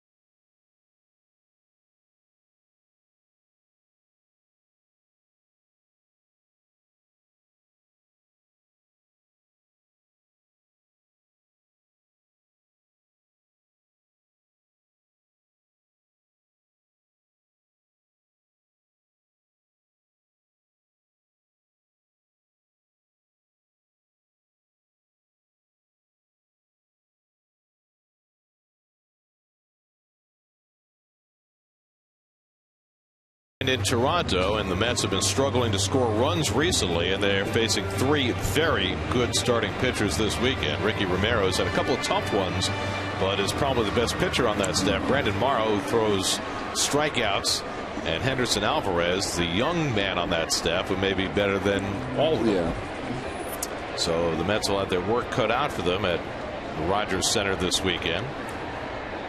R.A. Dickey leads off in the home fifth and takes a strike from Matt Latos, who's now staked to a 4-run lead. This is the best I've seen Latos in some time, Gary. Well, he's had base runners in every inning. The Mets have had threats going against him, but he has been able to dispose of the key hitters. Gets Dickey to ground out to start the inning.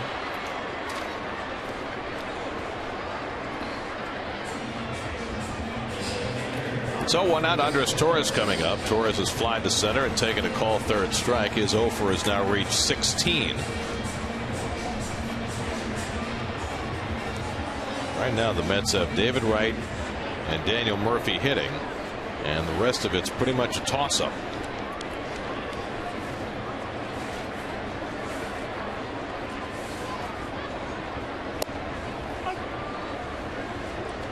Mets have scored 3 runs or less in each of their last 3 games, and they've been shut out to this point this afternoon. And Torres lines a base hit, so that snaps an 0 for 16 for Andres. And the Mets have their 5th hit off Latos.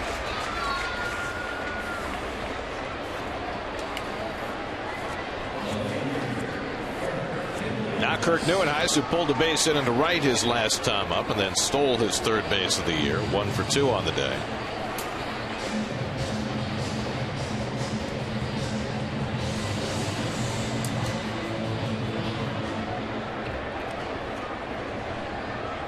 David Wright to follow, so the Mets trying to respond after the Reds put up a 3 spot in the top of the inning. And Neuenhuis takes a high strike, 0-1. No, the Reds are hitting coming into this game, hitting 189, and including walks and hit batters, on base percentage of 189. That's amazingly low. And they're still in pretty good shape. They are 19-17 on the year, number 2 in the league. 2.5 games back of the St. Louis Cardinals. So Dusty Baker, who has managed over 1,500 wins, the manager of the Cincinnati Reds. It's not many guys that have that many hits and that many wins as a manager, right? 4 guys. 4 guys? Joe Torre is 1. And also Lou Piniella is another. And Fred Clark. You know Fred Clark? Fred Clark. Yeah, he was with the Pittsburgh Pirates at one time. He was a playing manager most of his career. Frazier sliding, and he can't make the play. As Frazier went hard into that concrete at the bottom of the dugout railing. Great effort. Slide in, got it right on the heel of the glove. You see the bottom there below the post is all cement. So kind of you have to go into that slide or you're going to really hurt yourself, and he could have jammed his foot there. Fortunately to get that foot out of the way at the last moment before he hit harder. You know, things have really changed in baseball. Playing managers were a commonplace thing. You know why? Because they saved money. They only had to have 1 less player they had to pay. Well, the Mets had a playing manager for a few weeks in Joe Torre, right? mid-70s, right? Yes, he certainly was. Joe, it was probably about 3 weeks a month, I think, before he decided to retire as a player and just do the managing thing. It's got to be tough to be a manager and have to kind of release yourself, isn't it? Kind of DFA yourself. Well, Connie Mack did that. He was a manager for 50 years, and he finally released himself. He owned the ball club. He didn't even bother putting on a uniform. Neuenhuis down looking. A couple of high strikes during that at bat, and Latos has his 7th strikeout. Well, I thought that pitch was inside. And maybe up too.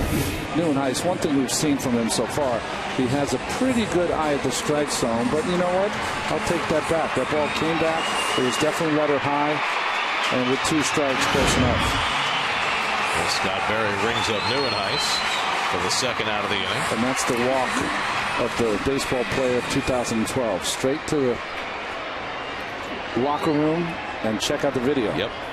Got that video room. Don't even have to go to the clubhouse proper. The video room is on the way. David Wright's been aboard twice with a double and a walk as his remarkable season continues. Batting here with 2 out and a runner at first, and he takes a strike on the inside edge. And a good pitch to take. High inside fastball. No good to hit.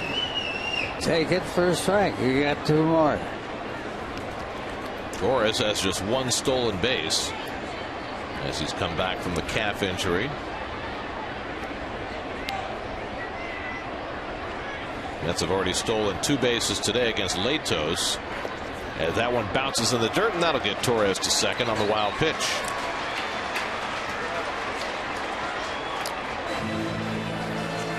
Latos is not very good at holding runners on anyway, and this right here, great job by Hannigan to try to get in front. Kind of heaved his body in front of that baseball to try to keep it in front. But nice base running by Torres. Mentioned Latos. Opposing base stealers have stolen 11 against him this year. That's the most any pitcher's given up this season. 1-1 to Wright, trying to pick up Torres with the Mets' first run of the day. Mets have now had runners in scoring position in 4 of the 5 innings, but they've yet to cash one in. 0 for 5 with runners in scoring position. They've been pitching David Wright high in a series of pitches to him.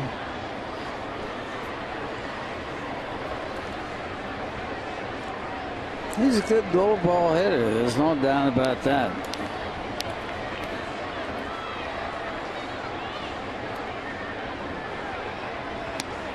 And that one almost eludes Hannigan. 3 balls and a strike. What a rough day for the catcher. And Hannigan doesn't even have to catch a knuckleball. Well, this is a hanging slider right here, so it doesn't break. And he honestly thought that he did not catch it. The Webbing was expecting that ball to be behind him. He was already chasing it. With a shake of the head, he's like, what's going on here? So now Latos behind on right, 3-1 with Duda on deck. And David takes it high, ball 4. So David Wright on base for the 3rd straight time. The only 2 walks Latos has given up. You know, I can understand pitching around a guy, but not when you're up by 4 runs. When you're up by 4 runs, you throw a strike there. I don't know. The runs gone easy now, and I would 4 runs isn't a whole lot. No, I know what you're saying, but once you walk a guy like Wright, if Duda runs into one, you're in real big trouble. Well, he's hitting 403 coming into this game, so maybe he'd just soon walk it. That he had 40% chance of getting on base, right? Well, last night change the odds. Last night they walked Wright his first 2 at bats, and Duda delivered a base hit each time. Today, Duda has been up twice and struck out on sliders both times. 2 out and 2 on. Mets down 4-0 in the 5th. And Duda takes a fastball for a strike. That pitch right around the knee is a wonderful pitch if you're a hitter to hit. You know, you can't be looking for a fastball and take that pitch. You got to be looking for something else.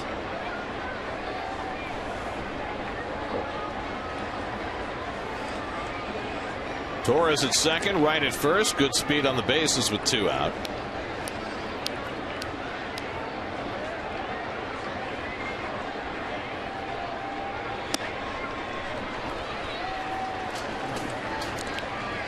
Daniel Murphy would be next. Murphy already has a couple of hits today. Wright and Murphy have been quite a tag team. Good from the University of Southern California. Great baseball program there for years with Rod Dado. They produced some pretty good power hitters. Rod Dado was a shortstop in the Coast League, and I played with him as a kid. and he was the shortstop. I was a second baseman at that time.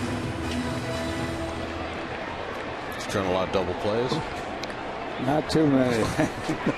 That's why they made me an outfielder. It's funny how when you play in the minor leagues, you usually have had the background of playing as a shortstop and also as a pitcher. Mm-hmm. You're always the best two players on the team in one. That was Ronnie, right? You were a shortstop before you were a pitcher. Oh, yeah.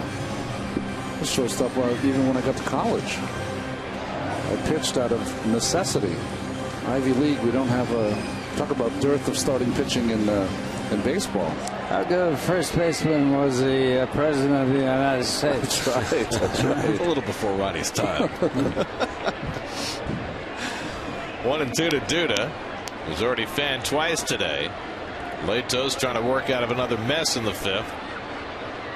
And he misses well high. Hannigan had trouble securing that one. You know, it's interesting, Ralph. In spring training, we'll all get together, our television team, and we'll go over the Mets and just kind of envision, you know, if they get certain production from certain people, will they have a chance to win a lot of ball games? And one of the things we talked about was both Lucas Duda and Ike Davis. If they have solid years and the production, they have a really good chance. Well, it hasn't come to pass so far.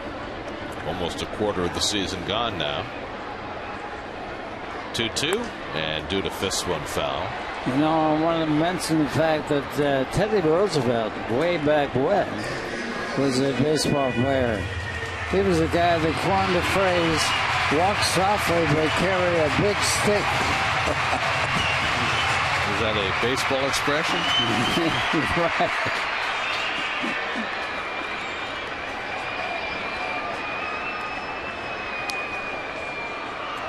Only kidding, folks.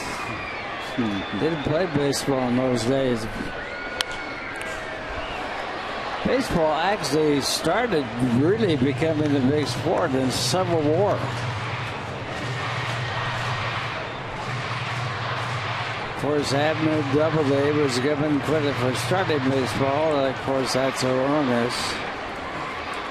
There was a game played called Rounders in England that was a basic, and Chadwick was the instigator of that one, a guy named Chadwick.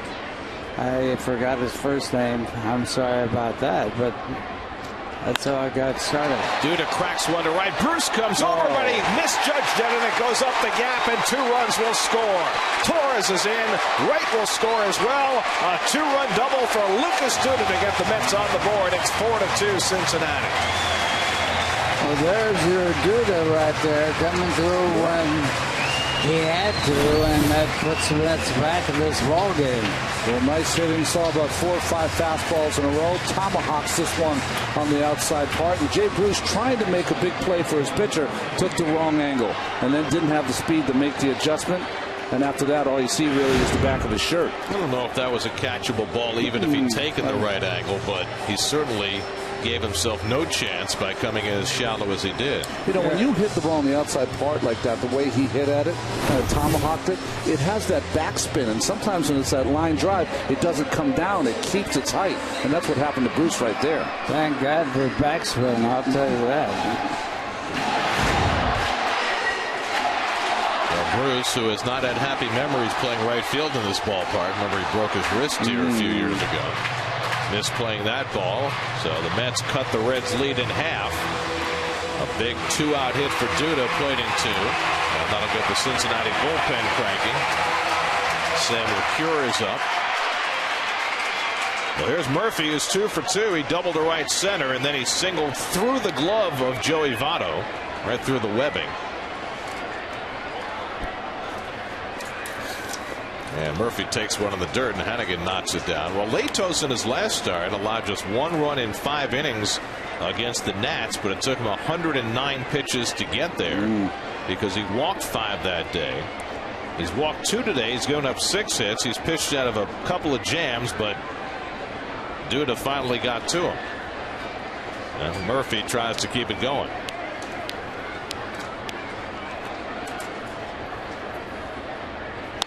And Murphy gets under one to right, and this should be easy for Bruce. And that retires the side. But the Mets get two aboard, and Lucas Duda, 8-pitch at bat against Matt Latos, fouled off a couple until he got one he wanted, and he drives a double to get two home. And cut the Cincinnati lead in half. It's 4-2.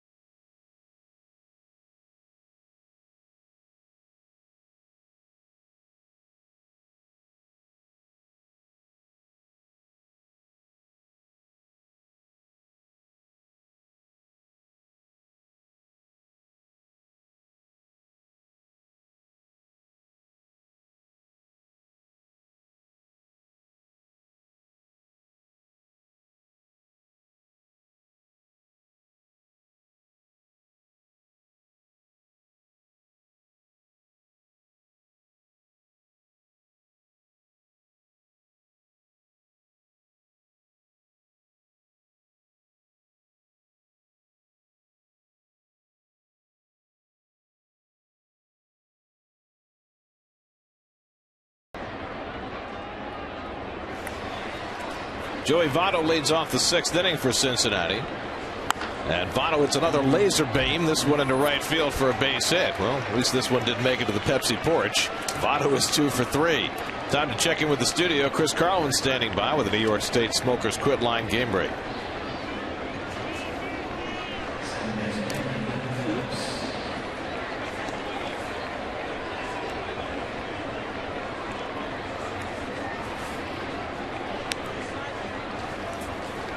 Tigers have 3 home runs in that game, including number 6 for Prince Fielder. It's really one of the saddest things in the game the last 5 seasons, hasn't it? That Justin Morneau, MVP kind of player, concussion-like syndromes and just has not been the same. Brandon Phillips went around to the half swing. You know, if you talk to some people from Minnesota, Joe Mauer is a fantastic player, but Morneau at his best was the heart of that team, heart of that offense. How really that? for a Harmon Killebrew, of course, was a Minnesota Twin guy, and he thought those two guys were 2 great talents. Yeah. And for a small market team that has so much money invested in those 2 players, particularly in Mauer, they just haven't given Minnesota what you need for that kind of investment. And we're arguing about a new stadium there too. That's another problem. And the result is a Twins team that is 11-26 starting the day. 0-2 to Phillips, and he hits this one well out to right center, but Torres gets deep in the gap and can't get to it. It lands for an extra base hit.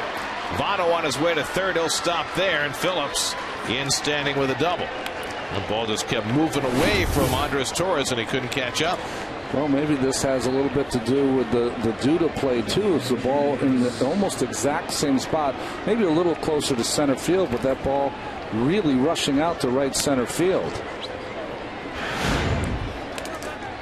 So Phillips has his 5th double of the year, and the Reds have 2nd and 3rd and nobody out.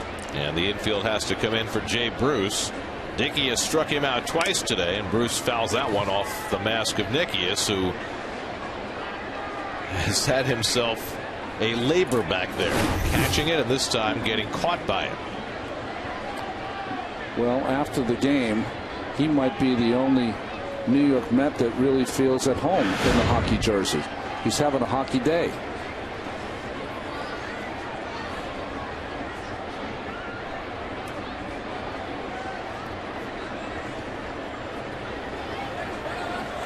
Oh, 0-1 to Bruce with 2 in scoring position. You guys have been talking about the hockey theme for tonight's flight. Did you see Burdak today, by any chance? Yes, I did. Amazing. Full Blackhawks dress. Full regalia. Helmet, pads, blades, the stick. He wants to bring the stick on the plane. I don't know if I don't know if that's going to fly. FAA might have something to say about that. Shallow right. Murphy circling out into foul ground, and he makes the catch. Tagging is Votto trying to score. Nikias has the ball, and he tags him out. Double play. Aggressive base running with the lead by Joey Votto, but Murphy guns him down. You know, it's amazing that Murphy, who had difficulty in the outfield, can make a play here that can't make it any tougher. That's a good play right there. Well, the great play about that is that it was difficult enough to catch that pop-up, but he was ready to throw as soon as he caught that ball. And when you're down there, down that line, you just pick up that first base line. That's your goal, is to throw it right down that line, which he did. I'll tell you one thing about him. He's played a great second base defensively and offensively. You got to give him a lot of credit. Came up as an infielder, as a third baseman. Well, that's a huge play in this game, because now Dickey has a chance to get through the inning down by 2 runs. Runner at third and 2 out. And there's a strike to Ludwig, 1-1. Ludwig a bloop single and hit by a pitch. Scored a run. Phillips now at third with 2 out.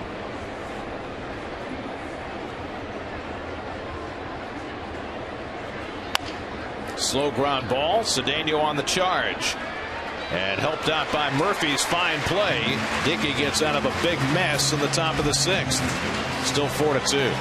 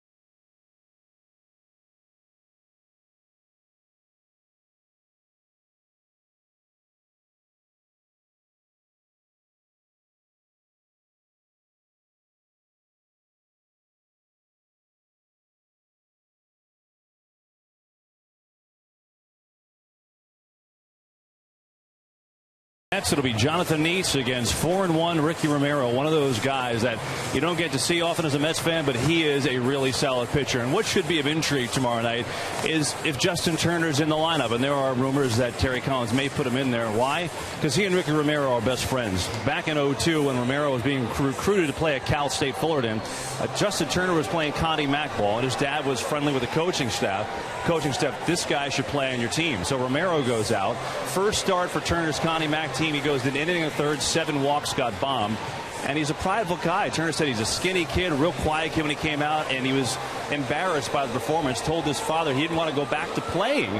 Of course, he reconsidered, and actually that team went on to win the Connie Mack World Series across the country. Well, Turner and Romero became great friends. They were roommates 3 years at Cal State. Romero, of course, was taken after his junior year, and they even lived together a year after Romero was in the big leagues. There has been one time that Turner faced him in a big league game. It was in 2009. Turner was a member of the Orioles. It was Romero's last start. Turner said, first pitch, fastball in, jumped all over it, single up the middle. So that will be fun tomorrow, guys. Back up to you. That should be fun. Meanwhile, there's some problems with the mound, at least as far as Matt Latos is concerned. The grounds crew is out there doing some work. You know, Gary, I played in Toronto in 1943. And in those days, we had to play a doubleheader on Saturday, no game on Sunday. You could not play baseball on Sunday. And women could not go in the bars alone. And also, it was so conservative that it was really not much fun to go there. But we got even when we went to Montreal. It was wide open. By the way, things have changed in Toronto. It's an awfully fun place to be. Of course, Montreal at that time was in the International League. I was playing for Toronto in the International League. And the thing about Montreal was that they had the Dodgers up there, and that's where Jackie Robinson got his start. He played minor league ball in Montreal. And, of course, Duke Snyder and some of the great Dodger players came through that organization in Montreal. You know, Ralph, we've gotten through the early part of the season. You know, a lot more night games now. When you first started broadcasting, the first part of the year was almost entirely day games, wasn't it? Day games, and I'll never forget Toronto playing up there in April.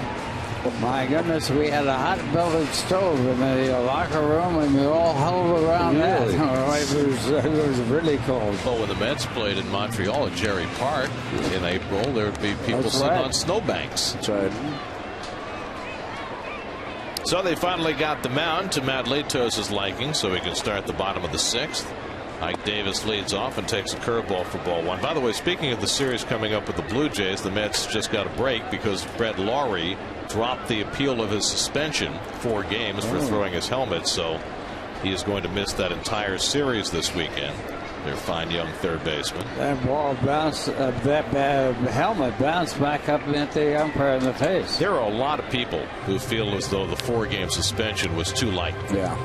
I mean, he threw the helmet. He may not have been intending to hit the umpire, but he threw it from close enough to where Bill Miller was standing that there's a feeling among a lot of folks that there was more intent,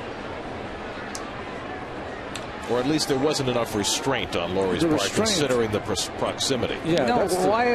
I would like to know why the penalties for pitchers who pitch every 5th day equal to the penalties to everyday players. I don't understand that. Yeah, that is a tough question. When you give a starting pitcher a 5-game suspension, it basically pushes his start back 1 day. Theoretically, they really miss anything. Right. And we're talking about Hamill, who admitted that he threw a batter, and that's why he got a 5-day suspension. But they moved the game up back 1, and he was really had none at all. So the leadoff walk to Ike Davis gets the tying run to the plate. Ronnie Cedeno takes a strike. Cedeno 0 for 2 today, hitless in his last 13 at bats.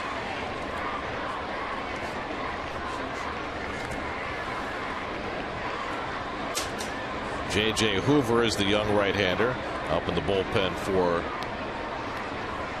the Reds.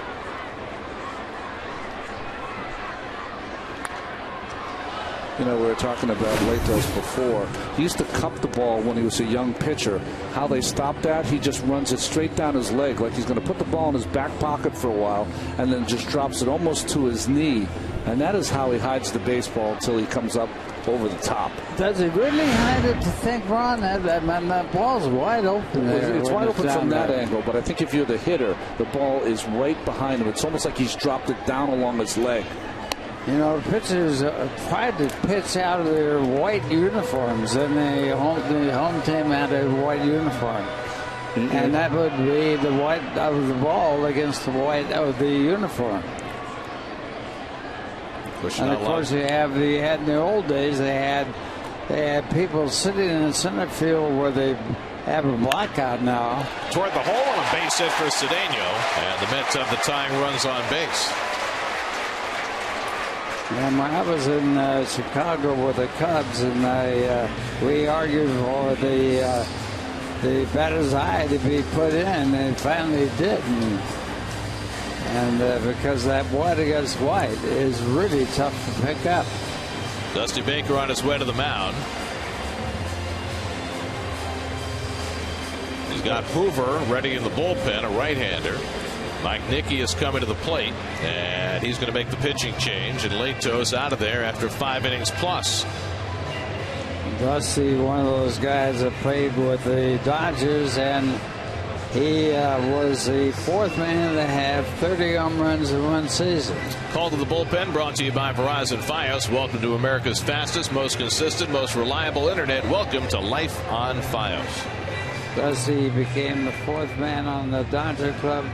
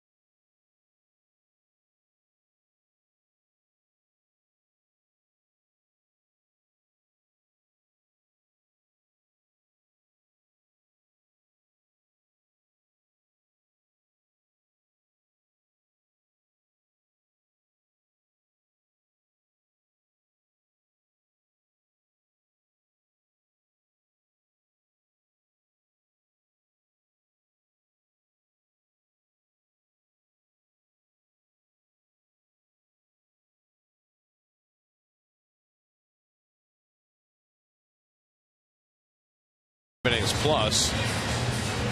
Not happy with himself.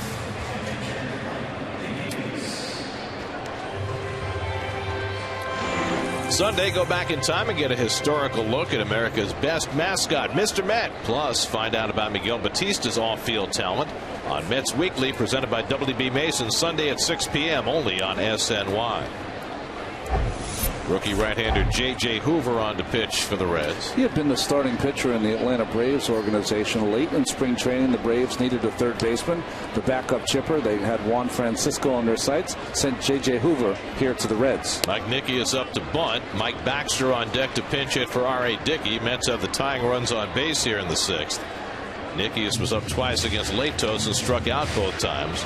A walk to Davis, a single by Cedeno, and the Mets, who scored 2 in the 5th, trying to keep it going here in the 6th. Have to make a good bunt here. Make Frazier field the baseball. That way you can get Ike to third. Defense, shortstop shading Ike keeping him close. And Hoover catches the corner, a ball and a strike. And one thing you got to really worry about as a base runner at second is a pickoff play.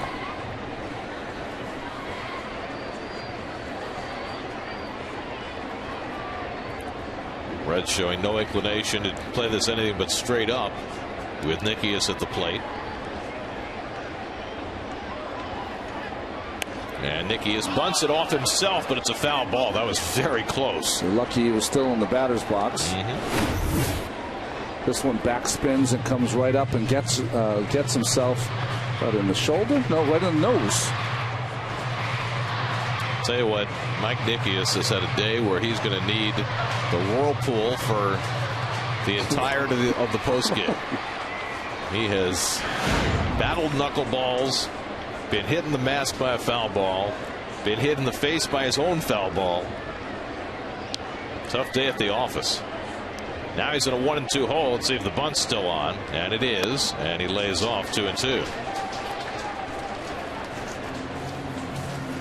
It's been a struggle for Mike with the bat lately, 0 for his last 12, and so Terry keeps the bunt on with 2 strikes with Baxter on deck to pinch hit. You got your hottest pinch hitter up. You know, you're in there grinding this at bat, trying to get this bunt down. If you're Nikias, could be the difference in the game. And Mike gets out of the way. So Hoover has come in, and he's a little all over the place. Well, with 2 strikes, you're trying to get your nose over the plate, and that ball running up and in. And fear factor to Mike Nikias' day. Exit stage left. Gosh. He was in good running position, and that allowed him to get out of the way. Now it's 3-2. Will you still be bunting? And he gets it down perfectly. Frazier can't pick it up, and everybody's safe.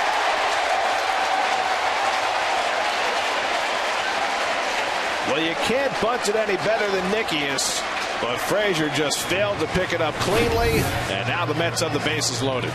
Well, just a beautiful bunt, like you said, Gary. Perfect angle, makes Frazier field it. But watch, right before he picks up the baseball, he looks up to see where Nikias is. Doesn't pay attention to grabbing that baseball first. You got to put your eyes right on that baseball, and catches it there on the forefinger and his thumb, and not his whole hand. So it's a sacrifice for Nikias, an error allowing the batter to reach, and now Mike Baxter, the best pinch hitter in the major leagues so far this year, gets a chance with the bases loaded and nobody out. Baxter got a start last night and went 1 for 4, but he's 8 for 17 as a pinch hitter. And Mike attacks the first one, hits it out to left. Tagging at third is Davis. As Ludwig makes the catch, Ike heads home and he'll score. It's a sacrifice fly for Mike Baxter, and it cuts the Reds' lead to 4-3.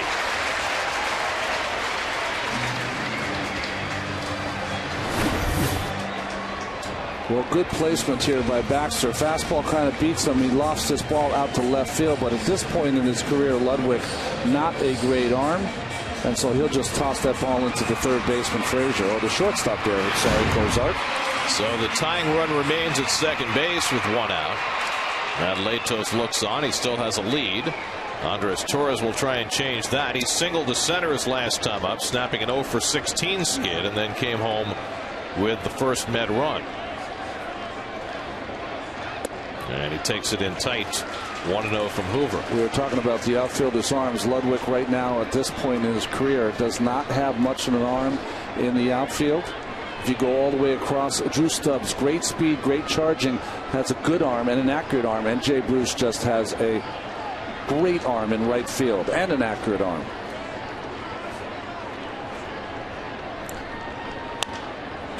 Popped up, playable. Frazier, 2 out. So Torres is retired. Now 2 out and 2 on, and Kirk Neuenhuis coming up.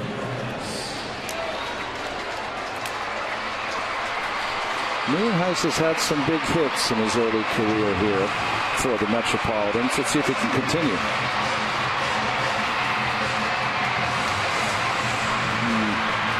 Well, you got David Wright standing on deck, so you have to figure Neuenhuis is going to see some pitches to hit in this at bat.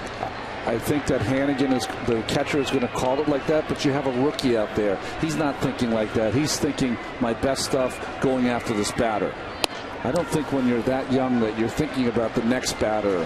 How am I going to face this guy? He's just trying to somehow, some way get out of this inning. Hoover in just his 9th big league appearance. He's been very successful so far after coming over from the Braves late in spring training.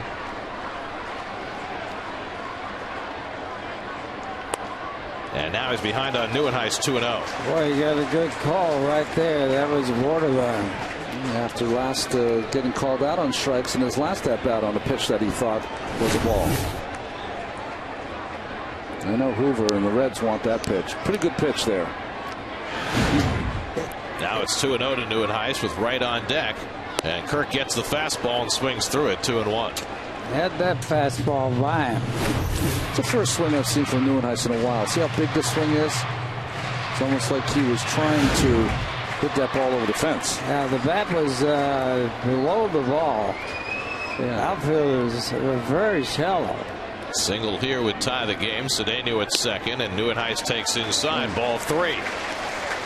Neuenhuis should just be thinking, even with the count, just up the middle, base hit, keep the train moving, get the game to right. And let the big guy bat. Make solid contact is what you want to do here. Hoover behind. Look for a pitch in their power. And Neuenhuis swings at a pitch inside and pulls it foul. 3-2.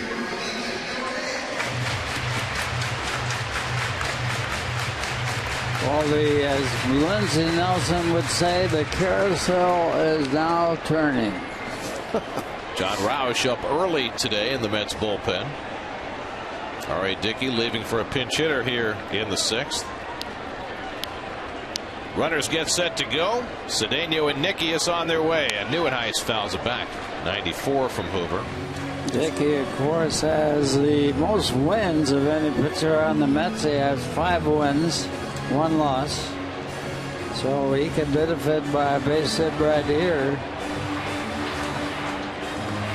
He would drive in a run from second base. And it could put the runner on first base around the home plate if it's extra bases.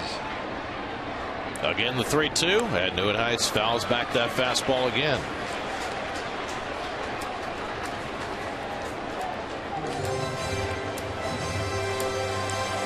Pittsburgh, PA, Ralph. Went to junior college in Alabama. This kid's got good stuff, by the way. Short arm it. He was going to go to West Virginia after junior college, but the Braves persuaded him to sign and then traded him to the Reds in the Juan Francisco deal. 8th pitch coming to Neuenhuis, and he struck him out. So Hoover stayed with the fastball, and he strikes out Neuenhuis to end the inning. Mets get a run. Ralph Kiner, terrific having you here. Thank you. All right. Nice being here, and look forward to the next time.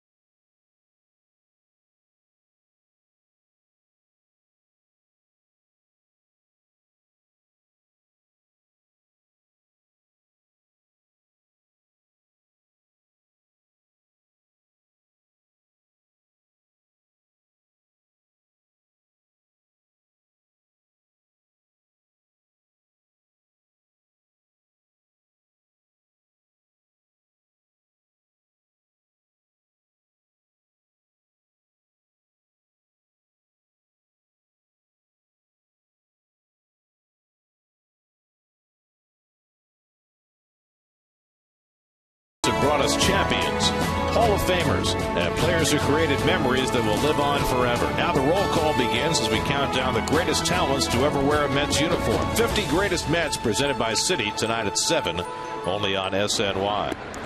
John Roush, after a rough night last night, back in there today. Mike Baxter stays in the game in left, so Roush will bat second in the order. John, last night's ball game, gave up hits to the first 3 batters, Stubbs, Votto, and Phillips. And here he's greeted by Todd Frazier, who drives one to the gap in left center. Cut off deep by Torres. Frazier heading for second, and he'll arrive safely with a leadoff double. So Frazier, who made the error in the last half inning, makes up with it by greeting Roush with a 2-base hit. And Ryan Hannigan will bat. Well, I thought Roush's comment after the game last night was interesting. He said, I've already blown a couple for Santana. I can't even look him in the eye. Yeah. You know, there's a human factor here. You know, John Roush has done some pretty great things in his career, and he knows the game. He knows what it's all about. When he was called upon, it's to come in and get 3 outs. And it didn't happen for him, and no one feels worse than a relief pitcher who doesn't get the job done. That's looking for the bunt from Hannigan, and he takes it up and in. Hannigan drove a double over the head of Torres in center field to drive in a run his last time up. But with the pitcher's spot due up next, Mike Costanzo has come out on deck to pinch hit. And so Dusty Baker showing bunt with Hannigan on the first pitch. No guarantee it'll still be on. I don't like the bunt here. I like Hannigan, especially coming off his last at-bats that you mentioned. Let him swing the bat. He's a 300 hitter. Yeah. I've always wondered with Hannigan why he doesn't play more. He's actually started a majority of the Reds games this year, but they look at him more as a backup, with Devin Mesoraco eventually being the starter. But you look at the Reds ERA with Hannigan behind the plate, it's much better than with Mesoraco, and he's hit better.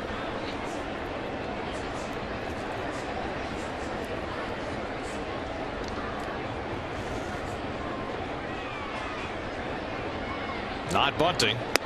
And the breaking ball sits high, and it's 2-1. The Reds are going through the same thing that the Rockies did about 6 seasons ago with Chris Iannetta, trying to move in a young catcher that they think is going to be their future, and it always ended up the backup catcher played more because of the inability of Iannetta to find his way. Well, you know, the Reds had an embarrassment of riches. So many teams have no catching prospects, but they had 2 of them. They not only had Mesoraco, but they had Yasmin Grandal, who they included in the trade for Matt Latos.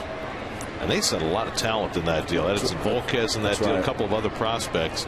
But they were able to maneuver and get a pitcher who they thought could be, you know, a key member of their staff, because they had that catching prospect that nobody had. And they hoped that they chose the right one. 2-1 to Hannigan. Infielders still coming in from the corners, but Hannigan swinging away, and he fouls it off. Now it's 2-2.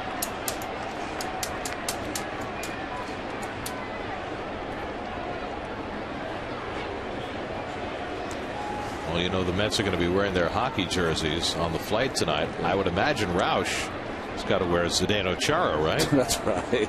I mean, that's right. He's 6'8", right, Chara? Who else's jersey would fit him?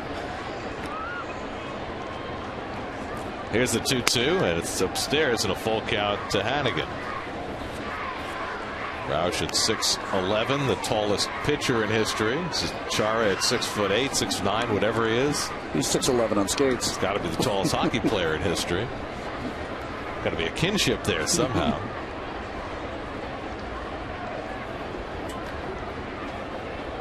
Manny Acosta, Tim Burdack up in the bullpen as Roush takes care of Hannigan for the first out of the inning. There's a big out for John Roush. Well, he worked him mostly upstairs, and here just threw it right by Hannigan. A little tardy. So 1 out, and now Dusty Baker will use his only available left-handed pinch hitter, Mike Costanzo, who is looking for his first major league hit.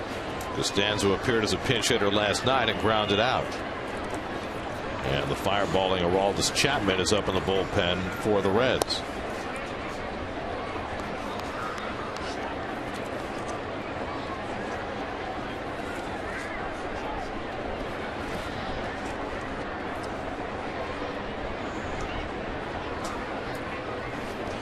Frazier at second and 1 out, and Costanzo drives one to right field, but Duda is right there to pick it off, and holding at second is Frazier. So 2 out in the inning. Zach Cozart coming up. New York Mets baseball on SNY is brought to you by Partners Executive Transportation, driving you around the world. By Verizon Fios. Switch to Verizon Fios for America's fastest, most consistent, most reliable internet. And by Parts Authority Auto Parts Superstore, where the answer is always yes. So Roush, after giving up the leadoff double, has retired the next 2, and now Cozart, who's 0 for 3 today, 1 for 8 in this series.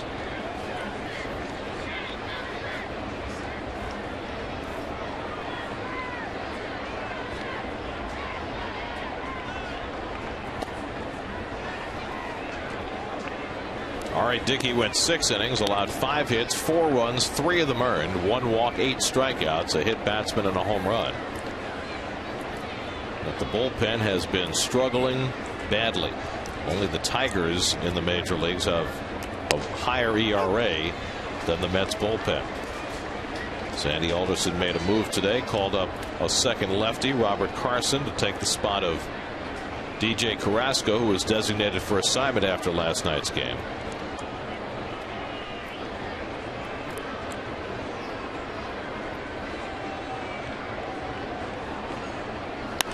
It's really been a bullpen that's gone in waves. Yes. Because the first 10 days, 2 weeks of the season, it looked like the Mets had put together a very solid unit.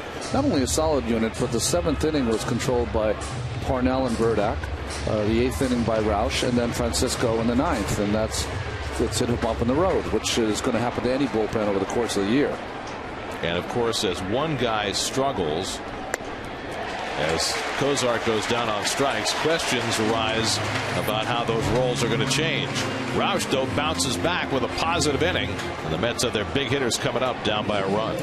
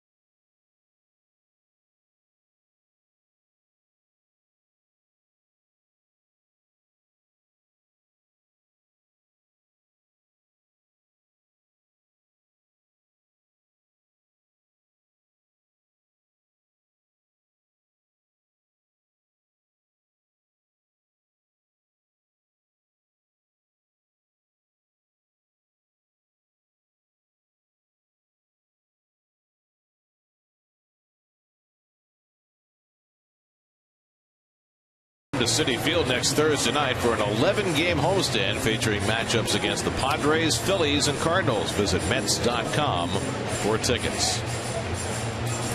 Well, the Mets got a look at the heat of Aroldis Chapman last night, and he's back out there again to pitch the bottom of the 7th. I mean, I don't even have to mention it, do I, folks? Look at those numbers. 6 hits, 19 and 3rd innings pitched, only 5 walks, and 34 punch-outs. Wow. Mike Davis was still mesmerized today by the 90-mile-an-hour slider that Chapman painted the black with to strike him out last night. Mets were down 4-0 in this game. They battled back within a run, and they've got their 3, 4, and 5 hitters coming up in the bottom of the 7th. David Wright's been on base 3 straight times today with a double and 2 walks. His on base percentage now at .507. It's crazy. I'm talking about Barry Bonds territory. And David takes a fastball from Chapman for a strike. Just warming up at 95. J.J. Hoover pitched an inning in relief, and now Chapman in the 7th. And he moves David back, a ball and a strike, and that'll get your attention. Well, you could hear David grunt as that ball was coming in, like, let's get out of the way. Lucas Duda on deck, then Daniel Murphy here in the 7th. And David, a little late on that one, breaks his bat in the process, and it's 1-2. Chapman started in the minor leagues when the Reds first brought him over from Cuba in 2010, but then they quickly moved him to the bullpen, where he made his debut later in that 2010 season. Last year pitched in 54 games, had to work around injury. He was on the disabled list for a while with some shoulder problems. Just 24 years old and has a remarkable future. Wright fouls off that 97-mile-an-hour heater. That's interesting. He throws from a couple different angles too. He'll throw 3/4, and on that one came straight over the top. Has a little pause here as he gets this train moving, and after that it's just arms, legs, and speed.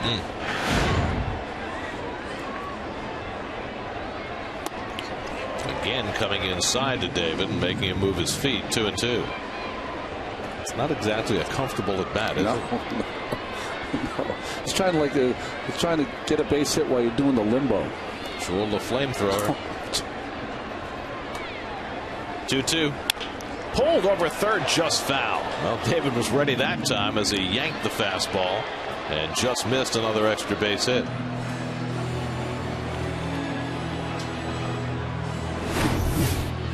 Nice at bat by David. Pulls those arms in. Didn't get the ball in the barrel, but almost kept it fair.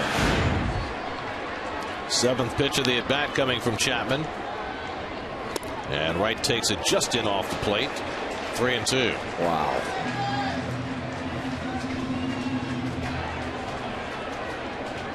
David's walked twice today. 26 for the year. Up among the top 3 in the league. 3-2 from Chapman. And he walked him. David's on base for the 4th time today, and the Mets have the tying run aboard with nobody out. Boy, that's a great at bat. The 2-2 pitch was close, could have went either way, but laying off that ball down. Nice at bat by David. And for Chapman, only his 6th walk in 19 innings of work. He has really cut down to the bases on balls. Last year, 41 walks in 50 innings. So now here's Duda, who has the biggest hit of the game for the Mets. A 2-run double in the 5th. 1 for 3 on the day. Wright the tying run first. David's already stolen a base today, his 4th of the year. Stole 3rd back in the 1st inning against Matt Latos, and Chapman throws low, and Votto handles it. When you've got a pitcher that's all arms and legs like that, you have to figure he's fairly slow to the plate.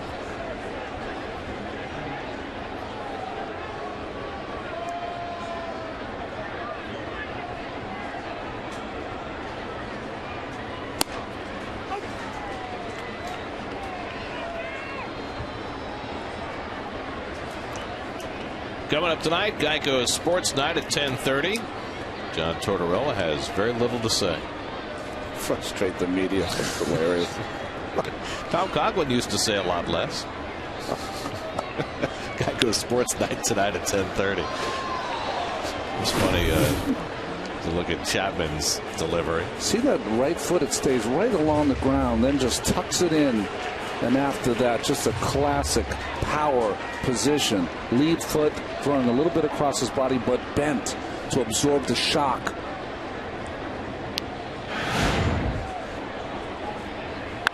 Duda bloops one shallow center, and it falls in for a base hit. Duda didn't get much of it, but just enough to dump it into the outfield, and the Mets have 2 men on. It's a slider that doesn't break. Stays on the inside part. And inside outed by Duda there just to dump it into center field. You know, when you're batting against Chapman and you're a left-handed hitter, you are just trying to make contact, put the ball in play. It's quite a job by Duda behind in the count. So now the tying and go-ahead runs are on base, and Daniel Murphy coming up. Murphy is 2 for 3 today. Justin Turner is out on deck to bat for Ike Davis. That's an interesting call by Terry Collins with the tough lefty in the game.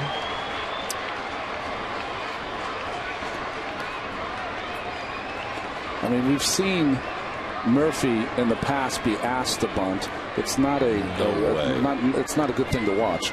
And the way he's hitting, you let him rip. I mean, the guy's hitting 340. Yeah. 333 at the moment, and he takes a fastball for a strike. And Murph gives away very little against lefties. Bobby Parnell getting ready to pitch the 8th inning. As we're down 4-0 in this game, now they got the tying run in scoring position and nobody out. A ball and a strike to Murphy. That's a 1 for 9 with runners in scoring position today. Duda had that big hit. That was in the 5th.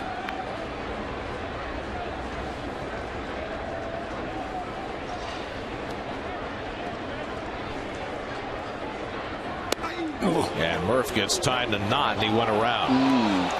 Paul Emmel with the call. It's 1-2. That's a tough call there because it's a combination of not only getting out of the way, but see how he brings that bat with him to get out of the way. That made the plane of that bat come over the plate. He recognizes he's got to get out of the way, and see how the bat just follows through. That's not a swing. Nope. You know, the Mets trying to do something that nobody's done this year, and that is score a run against Aroldis Chapman. He's got 19 1/3, and he's done it by dominating left-hand hitters. He's ahead 1-2, and Murphy fouls it away. 47 strikeouts and 89 at bats. That's crazy. With 9 hits.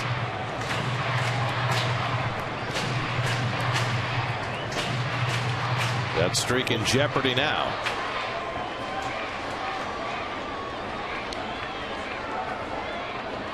Again, the 1-2, and it's outside. 98 from Chapman. 2 balls, 2 strikes. Doesn't like his slider after hanging that one to Duda. Mostly fastballs here. All fastballs, in fact, to Daniel. Right at second, he walked. Duda at first, he singled. Mets now with 8 hits in the game. And Murphy slashes one foul. That's putting together some real quality at bats against one of the toughest pitchers in the game. Turner on deck to bat for Davis. Mets are facing a lefty tomorrow, and Ricky Romero makes you wonder whether Ike will sit. 2-2. In the air, shallow right center. On comes Stubbs. Reaches. Can't make the catch. And the bases will be loaded. Stubbs got there. It hit his glove. It bounced away. And the Mets have the bases loaded and nobody out.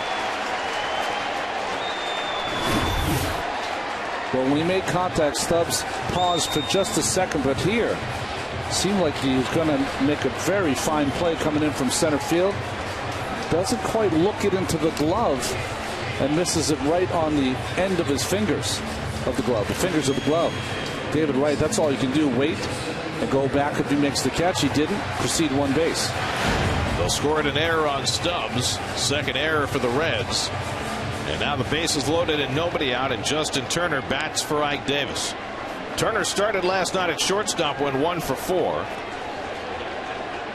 4 for 13 with runners in scoring position this year. So Davis taken out for the pinch hitter after going 0 for 2 and a walk.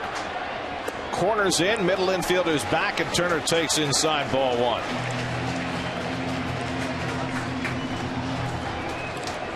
Reds will concede the tying run to try and turn a double play, but the middle infielders will probably come home with it to try and cut off right at the plate. And Turner hits it out to right field. That'll get the run in. Bruce comes over to the line to grab it. Wright tags at third. He heads on in. It's a sacrifice fly for Justin Turner, and the Mets have tied the game. And it gets Duda over to third, carrying the lead 1 with 1 out. So Turner comes through as a pinch hitter, and the Mets have come from 4 runs down to get even. And Aroldis Chapman has given up a run for the first time this year. Well, Turner's so smart when it comes to RBI situations. He is looking to go up the middle or the other way and gets us deep enough that Bruce does not have a play on right. But also, Votto's so deep that he wasn't able to cut that off and maybe have a play on Duda. David waiting, that's a catch, and the good speed scores easily. Tie ball game. So now it's a 4-4 game. First and third and 1 out. Ronnie Cedeno the batter. And remember that he has already executed a squeeze bunt this week. Tough to squeeze against Chapman, I would think. The infield at double play depth for the Reds.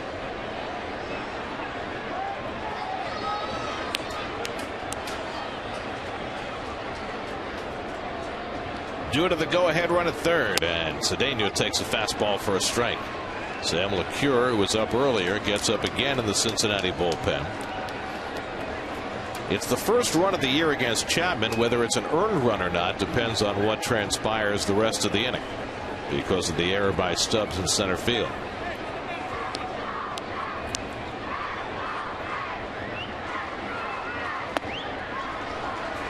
A ball and a strike to Cedeno.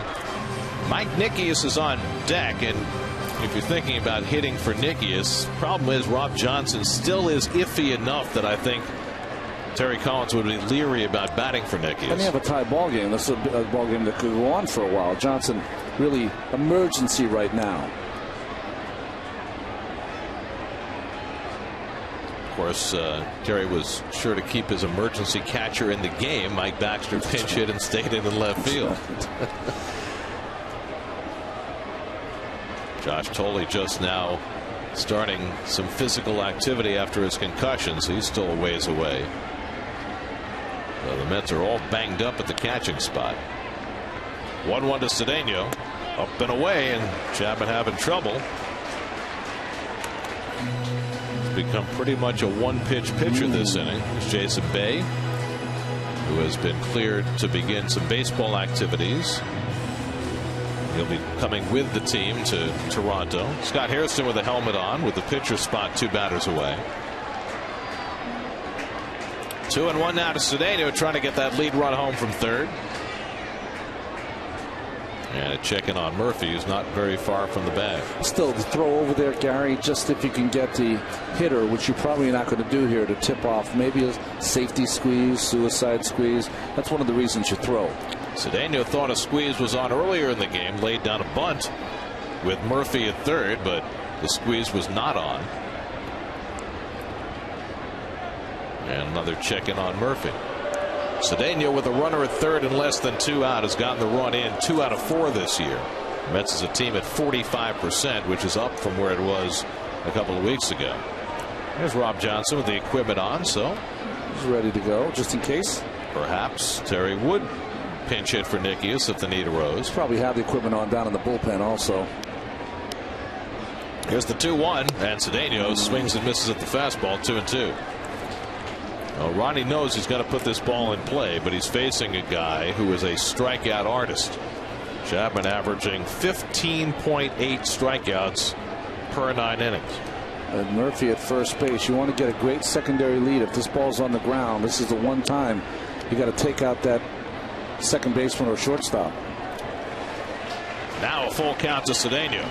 Well, I think you have to put Murphy in motion here, even though Cedeno is a candidate to strike out in this spot. I think you just have to make something happen here. Yeah, it's a hard call. I think that the reason I'm saying you're down in the order, and I'm not, you can't expect a Nickius to, he can get his hits, but against Chapman it's tough. Be aggressive. So now it's 3-2. Duda at third, Murphy at first, and Chapman will throw over. Murphy is only a couple of steps from the bag on each one of these throws.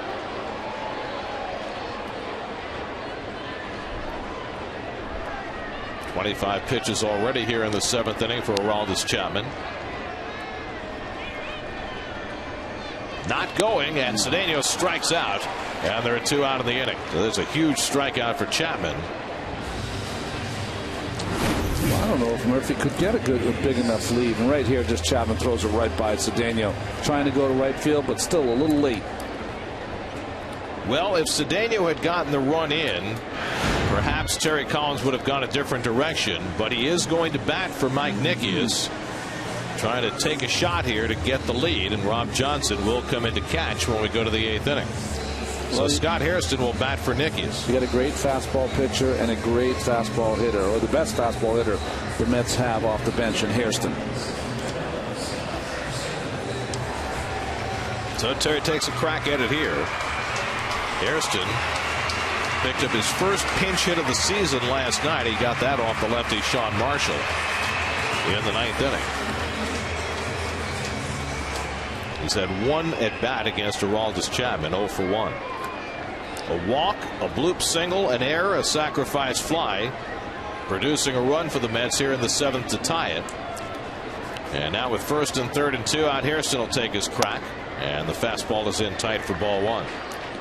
Mike Baxter is batting 9th in the order. He's on deck. There are the strikeout numbers per 9 innings in Major League Baseball for relief pitchers. And now Chapman behind on Hairston, 2-0.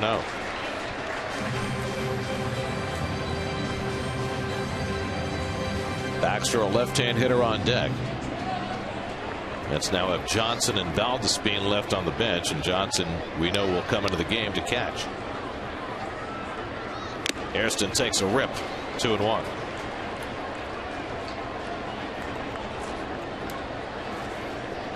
Hairston loves the high fastball, but he also loves the high fastball that he can't hit. Yeah.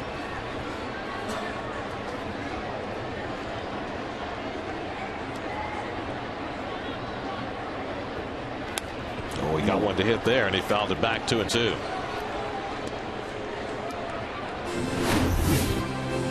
Fastball right middle. Still enough on it, though, to beat Hairston inside. So now it's 2-2. Chapman already with 30 pitches expended in this inning. And he's been trading baseballs at a high rate. Trying to find one that feels right to him.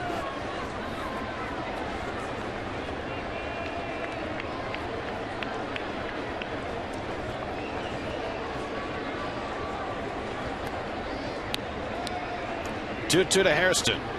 And it's wide, ball 3. So now Murphy will be in motion from first. Chapman having to expend a lot of energy here in the 7th inning.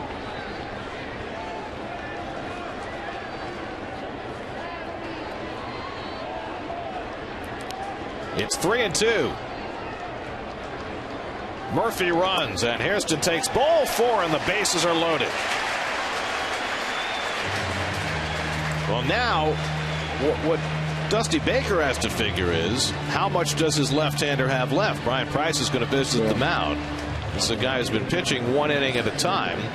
You're not going to take him out of the game because you got a left-hand hitter coming up, but he's got to be concerned that Chapman may be in that neighborhood where we saw Heath Bell a few weeks ago, just throwing so many pitches in 1 inning. Yeah, and then the threat of not being able to use him tomorrow. But Mike Baxter has been the best pinch hitter in the National League. Well, he's going to have a test right here. Baxter came up as a pinch hitter in the 6th, delivered a sacrifice fly that drove in the 3rd mid-run. That's here now with the bases loaded. Duda at 3rd, Murphy at 2nd, and Hairston at 1st with 2 out.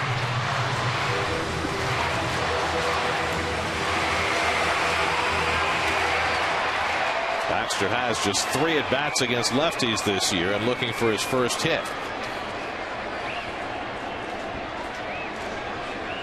So here we go. Baxter against Chapman. Tie game, 7th inning, bases loaded. And Baxter takes a rip, 0-1. Mike, the 7th man up in the inning. 2 walks, a single, and an error have produced a run. Chapman throwing almost all fastballs in this inning. And he threw another one by Baxter, and it's 0-2. We saw his razor blade slider last night, but In this inning, it's been sheer heat. Well, you see how far Mike's missing that ball. That ball up is not his strength. It's more of a low ball hitter. And he takes strike 3 call. And Baxter not pleased with the call by Scott Berry. That puts an end to the inning. 2 strikeouts for Chapman to get through the inning. Drew Stubbs unable to secure a fly ball. The Mets take advantage with an unearned run and tie it as we go to the 8th at Citi Field.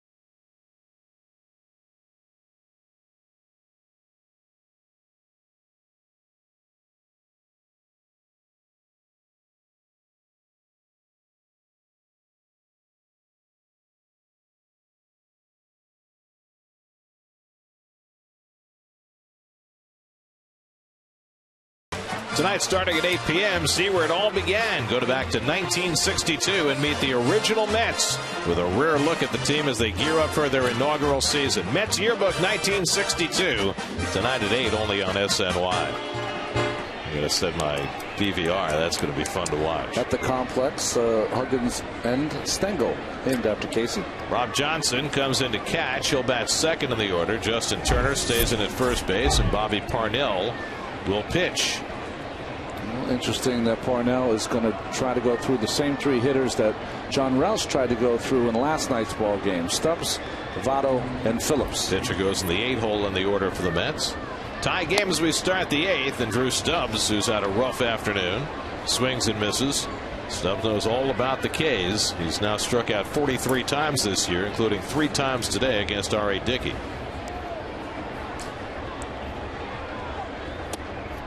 And Parnell comes inside. Logan Ondrasik is up in the Cincinnati bullpen.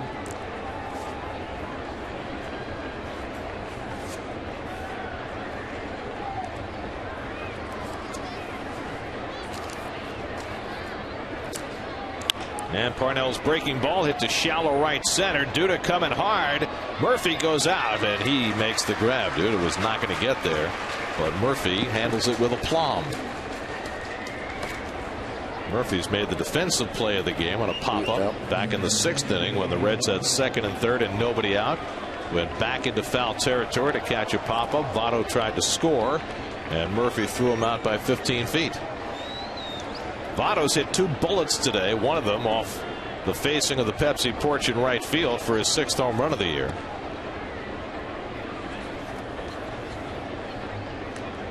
So Parnell knows he must be careful here.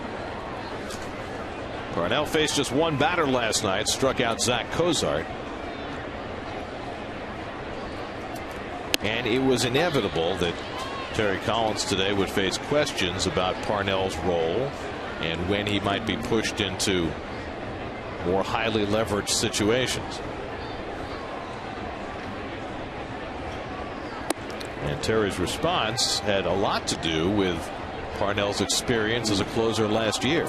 Well, it tells you how valuable he believes Parnell is going to be for this team in the future. and he doesn't want any more steps backwards. He has made great strides to throw that breaking ball for strikes, to become a pitcher, not a thrower. And he wants to make sure what happened last fall, where Bobby lost his confidence, does not happen this year. All steps forward. Votto fouls off the breaking ball, and it's 2-2.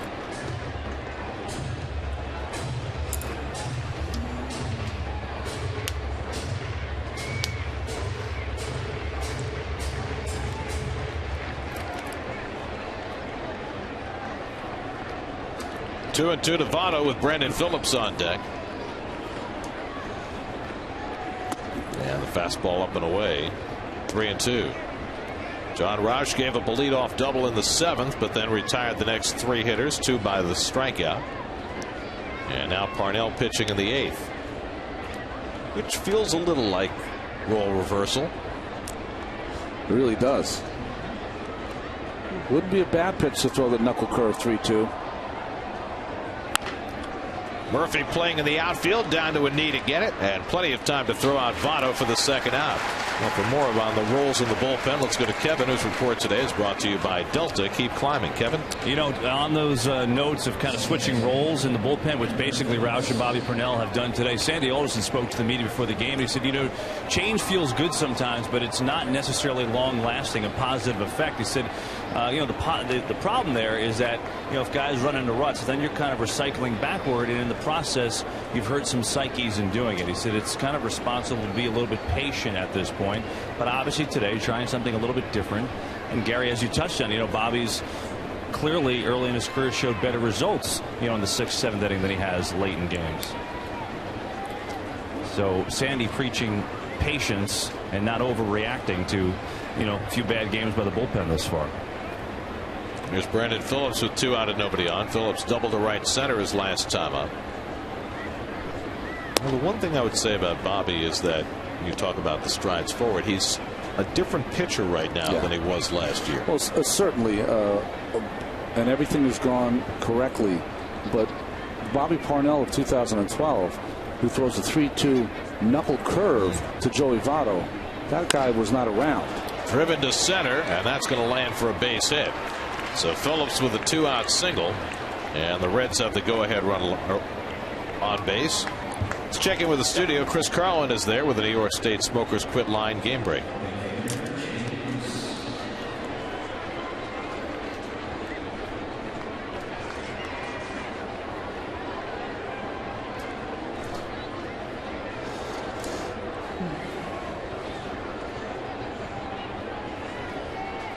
Indians beat up on Felix Hernandez last night. That doesn't happen often. Here's Jay Bruce, who's 0 for 3 today. And he's late on the fastball from Parnell, 0-1. Bruce struck out twice and then hit that pop-up into a double play against Dickey in the 6th inning.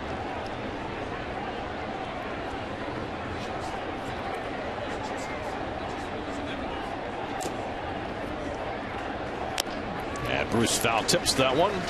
Rob Johnson hangs on, and it's 0-2. Logan Ondrusek throwing in the bullpen for the Reds. Parnell ahead in the count on Bruce, 0-2.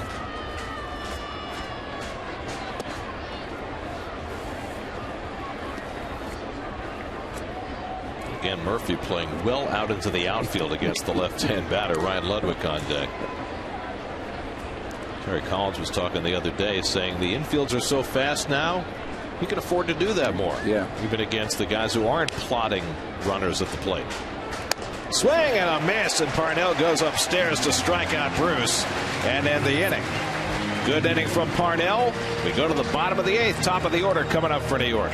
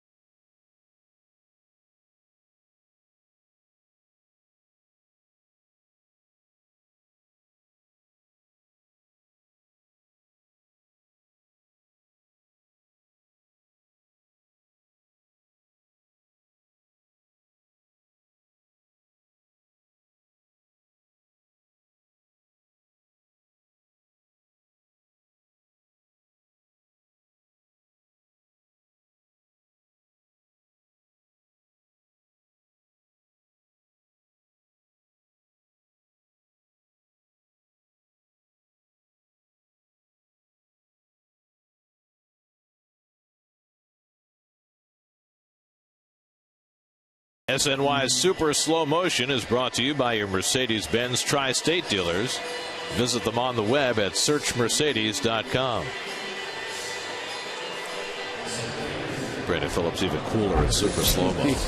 Logan Ondrusek, who like Chapman comes into the game having not allowed a run this year. He's a different kind of pitcher, of course. A Texas right-hander, tall Texas right-hander, more of a sinker slider pitcher. Well, Chapman still hasn't allowed an earned run, but he did allow a run in the 7th as the Mets tied it. Andres Torres leads off the home 8th and takes a strike from Ondrusek. Torres today 1 for 4, singled to center and scored a run in the 5th. Rob Johnson on deck, and then David Wright. There's that sinker from Ondrusek, a ball and a strike. The issue with Johnson, who took a foul ball off his glove hand in Miami, was that he couldn't grip the bat until today. So we'll see whether he can put up much of a fight here against Ondrusek, especially a guy who's going to run sinkers in on his hands.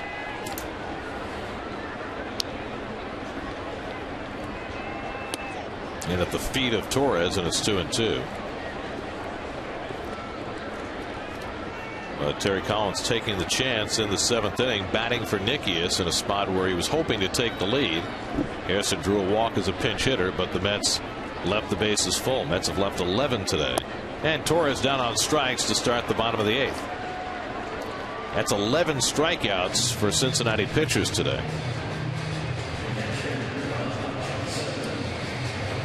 So now Johnson, who's had 7 at bats since being called up from Buffalo.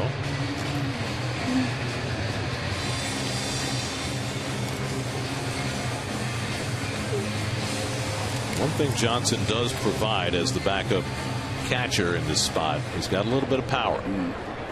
Ondrusek, a tough guy to take deep, though. And he thinks about a bunt and drops it down. It hugs the grass, and that's a base hit for Johnson. How about that? Wow.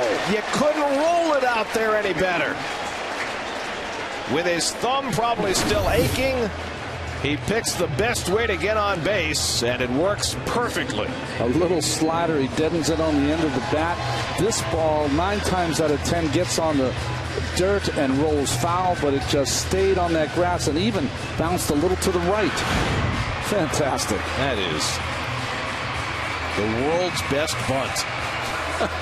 So now for Johnson aboard with the tie-breaking run, and David Wright, who's been on base 4 times today, will come to bat. David a double and 3 walks. He's scored 2 runs. He's stolen a base today, and the Mets have it set up just the way they want it, with Wright at the plate and the game on the line. And David takes it low from Ondrusek, ball 1. While Cincinnati pitchers have struck out 11 today, they have walked 5, including Wright 3 times. David's on base percentage has advanced to a healthy .510. .510. Frank Francisco stretching, hoping there's a save opportunity for him in the 9th. And David chases, something he has rarely done this year. Well, just didn't pick up this late breaking slider from Ondrusek. He's unscored upon for a reason. Outstanding slider. So now Ondrusek ahead on Wright 1 and 2. David's 1 for 4 against this right-hander. And he hits it hard and just foul. Well, Frazier was playing the line. David hit it by him and still almost found the left field line. Broke his bat. Just eluded Frazier's glove and just, what, 6 inches? Foot maybe foul. Good call by Paul Emmel, who was right on top of the play. It's a very tough play for a base umpire because you're trying to elude the ball and make the call at the same time, so you're calling it while you're in motion. Here's the 1-2, and he fouls back that fastball. He's been on everything this year, hasn't he? Well, he's going to get another slider in the dirt here from Ondrusek to see if he'll fish one more time. Lucas Duda, who's had hits his last 2 at bats, waiting on deck. And David takes that one off the plate. 2-2. Getting himself back on the count now. What's Ondrusek to do? He's gone fastball in. He's gone slider away. Back to the fastball. 2-2. And David wastes that one. Almost took out Duda in the process. Some quick ducking by Lucas. I'll take that back. That sign of one is more of a little cutter from Ondrusek. Well, he's throwing at 90, 91 miles an hour. Just trying to keep something away from David. See if he can shoot it the other way. Just missed with that one, and now a full count. So that's David, after falling behind, has worked his way back. Yeah, that's a strike there, but they were looking for that ball outside, backed up inside. David has not been striking out. Would you take the chance and send Johnson here? I would. I would. Ninth pitch of the at bat, not going, and David drives it deep center field. Back goes Stubbs. It's over his head, and one hop against the wall. It stays in play. So Johnson's being waved around third. The relay throw by Cozart, not in time, and the Mets have the lead. David Wright with an RBI double, and it's 5-4 New York.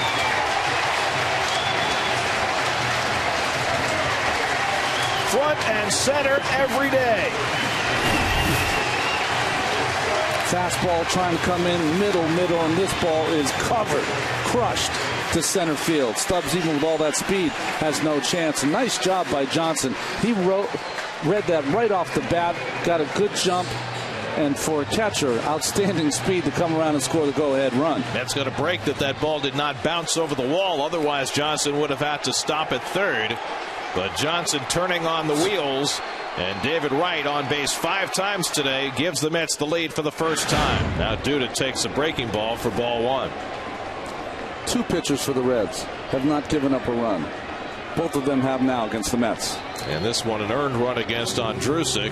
A bunt single by Rob Johnson, the 4th career bunt hit for Johnson. And that sets the stage for Wright, and David comes through again. His 22nd run batted in, his 12th double. And the Mets have come from 4 runs down to grab the lead in the bottom of the 8th. And now Frank Francisco throwing like he means it in the bullpen, ready for a save opportunity in the 9th. Mets hoping to get him at least another run. Breaking ball strike to Duda, 1-1. Well, this ball's covered. David knows it. It's going to make the turn as he keeps his eyeball on it, and then once that happens, turns it on. And some excitement from number 5.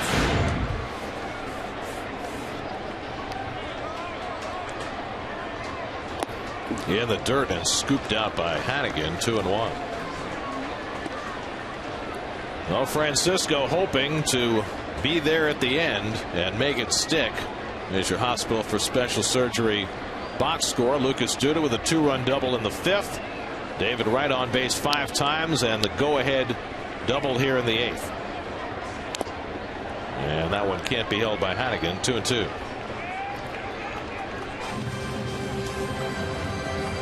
Well, Rob Johnson getting a chance to play for the first time since suffering the bruised thumb, and doing what he could in laying down that perfect bunt hit and coming around with the go-ahead run. It's a lot of running for a catcher, isn't it? He's got 3 more outs to squat for. Here's the 2-2. And a high fly ball hit to right. Bruce started back, now coming on. And he gets there to grab it, 2 out. So Duda is retired. Wright still at second. 2 out, and Daniel Murphy coming up.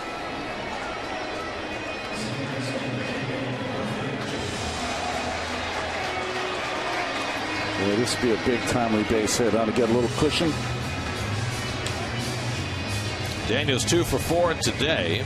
Also reached on the air when Stubbs tried to make a sliding catch and dropped his fly ball in the 7th. And they're going to walk him intentionally and bring Justin Turner to the plate instead. Turner, who delivered the sacrifice fly to tie the game in the 7th as a pinch hitter, will now get a chance to tack on some insurance here in the 8th. This will be the 6th walk for Cincinnati pitching today, as Murphy gets the intentional pass from Ondrusek. Looking ahead to the 9th, the Reds are going to have 6, 7, and 8 in the order due up. Ludwig, Frazier, and Hannigan, and they have no left-handed bats on their bench.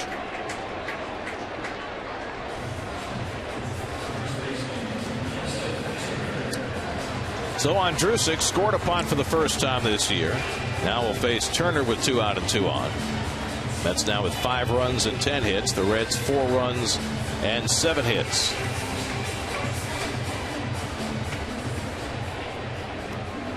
Turner batted for Ike Davis in the 7th inning with the left-hander Chapman in the game and delivered the sacrifice fly. Now facing the right-hander Andrusic.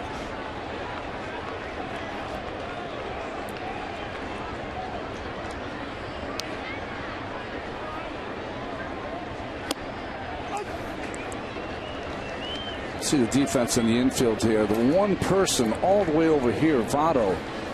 He's trying to take that hole away with Phillips holding the runner at second. We've seen Turner go down that first base line many, many times.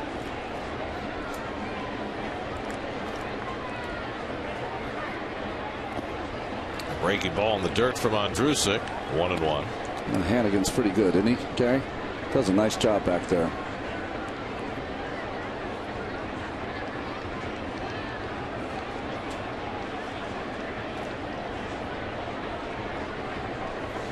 Chapman threw 35 pitches in the 7th inning. Andrusic's already thrown 26 here in the 8th. 1-1 to Turner. And Justin fouls back the fastball. A good swing at that. 1-2.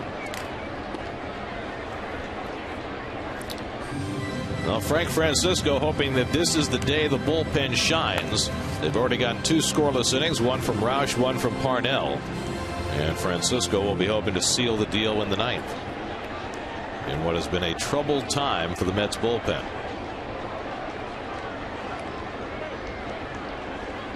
One-two, and Turner wastes it. There's that cutter from Andrusic. You know, I never say you got to have this game, but you got to have this game. I mean, no, the Mets bullpen let 2 games get away in Miami. They let a game get away last night.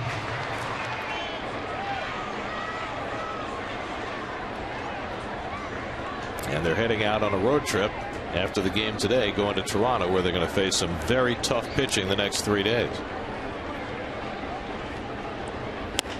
Turner lifts one to shallow left center. Who's going to get it? Nobody. It lands for a base hit. Wright comes in to score the insurance run, and it's 6-4 New York. Justin Turner hit a pop fly in just the right spot, and the Mets now have a 2-run lead in the 8th. Well, this is the reason that Turner had such a big year last year. When he's got 2 strikes, he's going to put the ball in play. He's not going to strike out. It's not pretty. Not a lot of style to it. It's not a line drive, but so effective. Well, they walk Murphy to get to Turner. And Turner executing perfect placement, putting it in the Bermuda Triangle amongst the 3 Reds fielders, and chases home Wright with an insurance run to give Francisco some breathing room in the 9th. Brian Price out to talk to Andrusic. Well, the Mets have done the Yankees a favor today. Yeah, they have. Because they probably guaranteed that Aroldis Chapman isn't going to pitch tomorrow night, and probably Logan Andrusic won't either. Chapman with a 35-pitch inning, and Andrusic, if he stays in, will have to throw at least 30.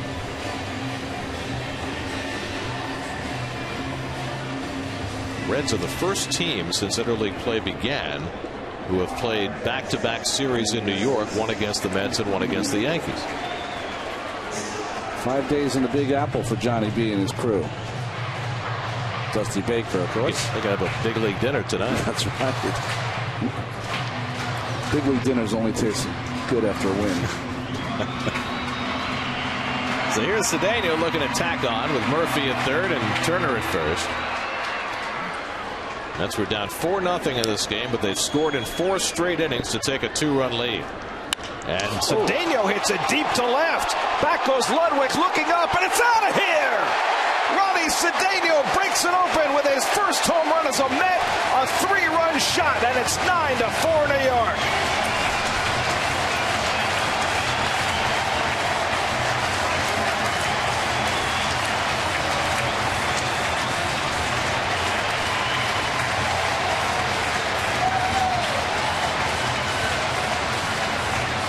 Cedeno's not a big home run hitter, but he'll hit 2 or 3 every year.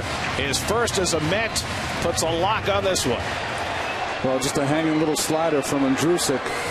and hit right on the nose by Cedeno.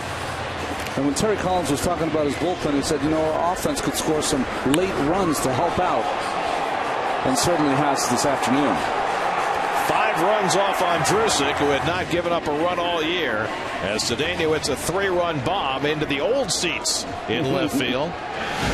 And now it's 9-4. Jordani Valdespin batting for Bobby Parnell, who's now pitcher of record on the long side in this game. And tack on the Mets have done. 0-2 to Valdespin, the 8th man up in the inning. Ronnie Cedeno's last home run came nearly a year ago, May 28th of last year in Chicago for the Pirates.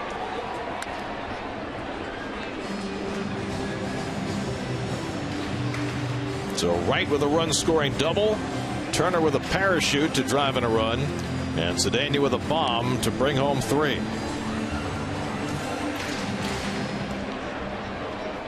It all started with a bunt hit by Rob Johnson. Valdespin rolls one down to Votto at first. Drusick covers, the inning over, but 8 men come to bat, and the Mets, with their biggest inning of the year, score 5. Rob Johnson getting it started with a bunt single. David Wright driving home the lead run with a double, and with the dust cleared, Cedeno had a homer, and the Mets had 5 to lead it 9-4 going to the 9th.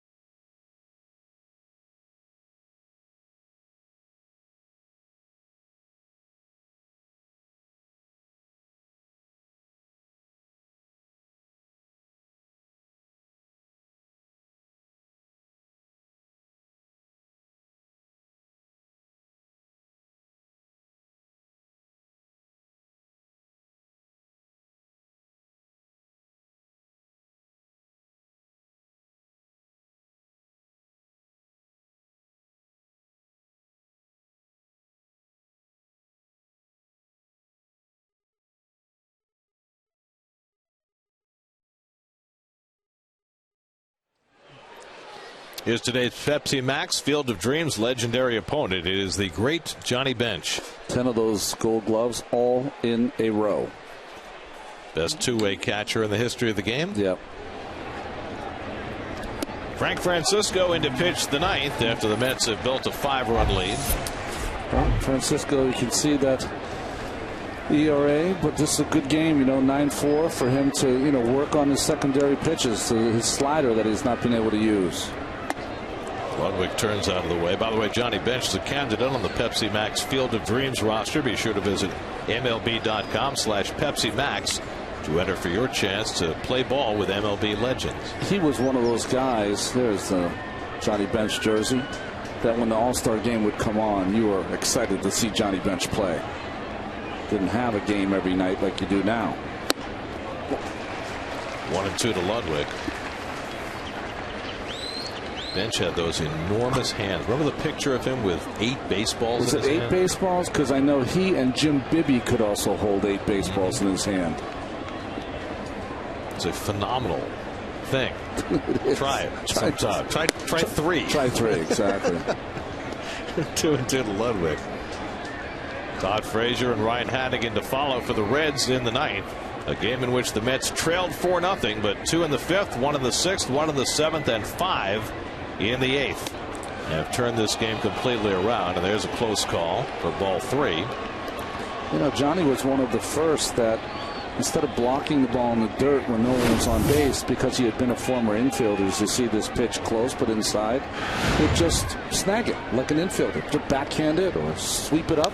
Well, he was the first of the one-handed catchers. That's right. That's right. With the hand behind to protect it. There's JB. So he had such big hands, and look at this throw right over Buddy's head.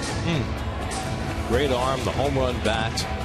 He was the consummate player on that Sparky Anderson-led Big Red Machine that was denied by the Mets in 1973. Yeah, that's the second time you said this in the series, by the way.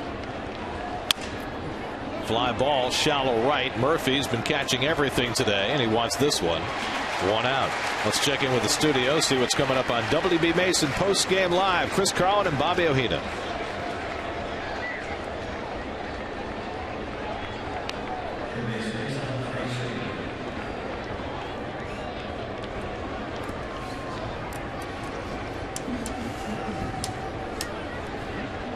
All right, guys. Now Todd Frazier, who has a double and a walk today, 1 for 2. After his 2 home run performance last night. And he bounces one foul, 0-1. It's funny, it's getaway day, but only the home team is getting away. Right. The visiting team is staying. Something wrong with that. I don't think that's ever happened in the history of the game. That's right.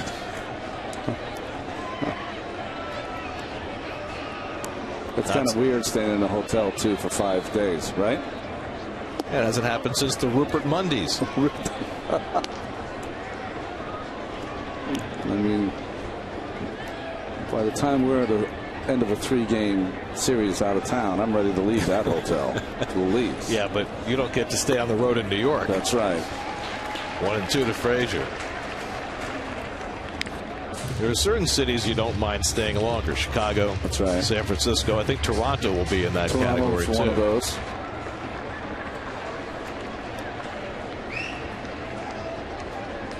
I mean, we go to Pittsburgh after Toronto. Once I've had Primanti's a couple of times, it's time to go.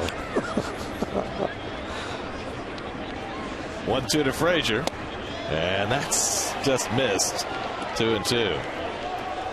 Well, Andrusik had a couple of pitches that he thought he had strikes on in the last half inning that he didn't get. Mets took advantage. Well, all these umpires, they watch that video too of Miami.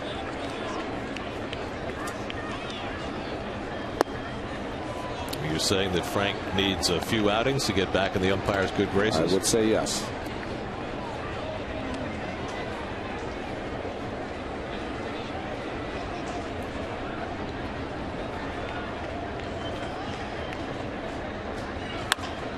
Little looper to right, and on comes Duda to make the catch. 2 out. So Francisco's retired the first 2, and the Reds are down to their final out with Ryan Hanigan coming up. Hanigan hit one over the head of Torres for an RBI double in the 5th inning. R.A. Dickey started, went 6, left behind in the game, but the Mets able to rally, get him off the hook. John Roush with a scoreless 7th after a leadoff double. Bobby Parnell with a scoreless 8th, and now Francisco trying to finish it off. And Hanigan takes up and away ball 1. Tomorrow night, Mets in Toronto with Jonathan Neese on the mound against Ricky Romero. A battle of 2 quality young left-handers.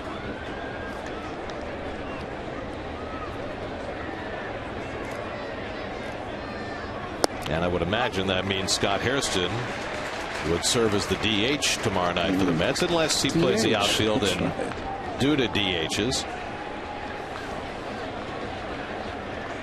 Yeah, DH.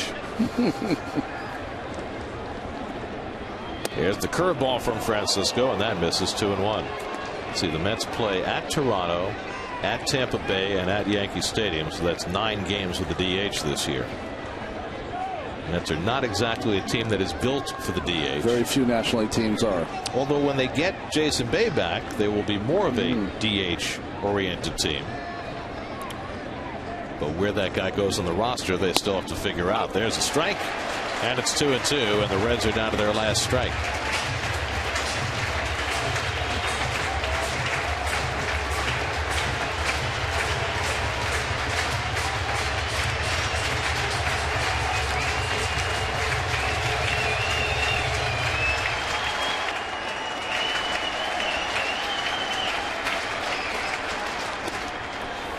Wide and a full count.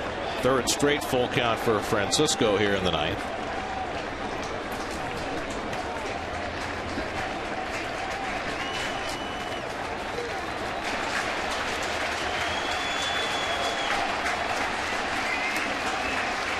Three-two coming to Hannigan. And there's ball four, and the Reds remain alive. Only the second walk issued by a Met pitcher today. Dickey walked one. And now Chris Heisey will pinch hit for the pitcher. Heisey started last night in right field and went 0 for 4 after going 6 for 7 in 2 games in Atlanta.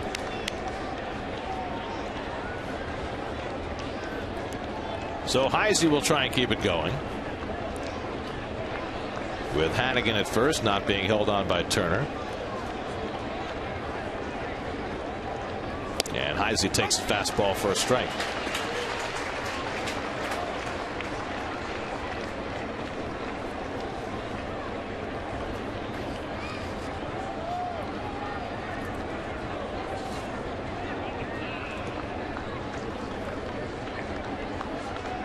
Oh, 1 from Francisco, and that's in at the knees for a strike, and it's 0-2.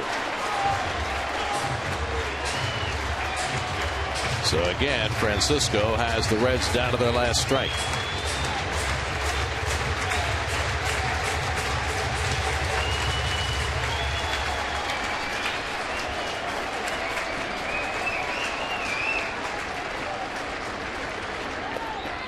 Knocked down by Johnson, a ball and 2 strikes. No, this was the danger of bringing Francisco in with a 5-run lead. He's now rung up 22 pitches in the ninth, and Terry doesn't want to get in a situation where he can't use him tomorrow. Remember that Francisco and Roush are both going back to Toronto, where they pitched last year, so they'll be looking to prove something. 1-2, and Heisey drives one down the left field line. That's a base hit going to the corner. Hannigan goes to third. He'll be held up there as Baxter plays it in. And so Chris Heisey delivers a pinch hit double, and Francisco having trouble putting this game to bed. And the last thing that Terry wants is to have to use another relief pitcher, but you also don't want Francisco to have one of those 35-pitch innings. So it kind of puts the manager between a rock and a hard place. Dan Worthen on the phone to the bullpen. We'll see if somebody gets up, as there's some stirring around there now. Zach Cozart is 0 for 4 today. 2 fly balls and 2 strikeouts. Second and third and 2 out. And he bounces one down to Turner, and that should do it. Ball game is over. The Mets rally from 4 runs down, matching their biggest comeback victory of the year. David Wright with a big day, on base 5 times and driving in the winning run.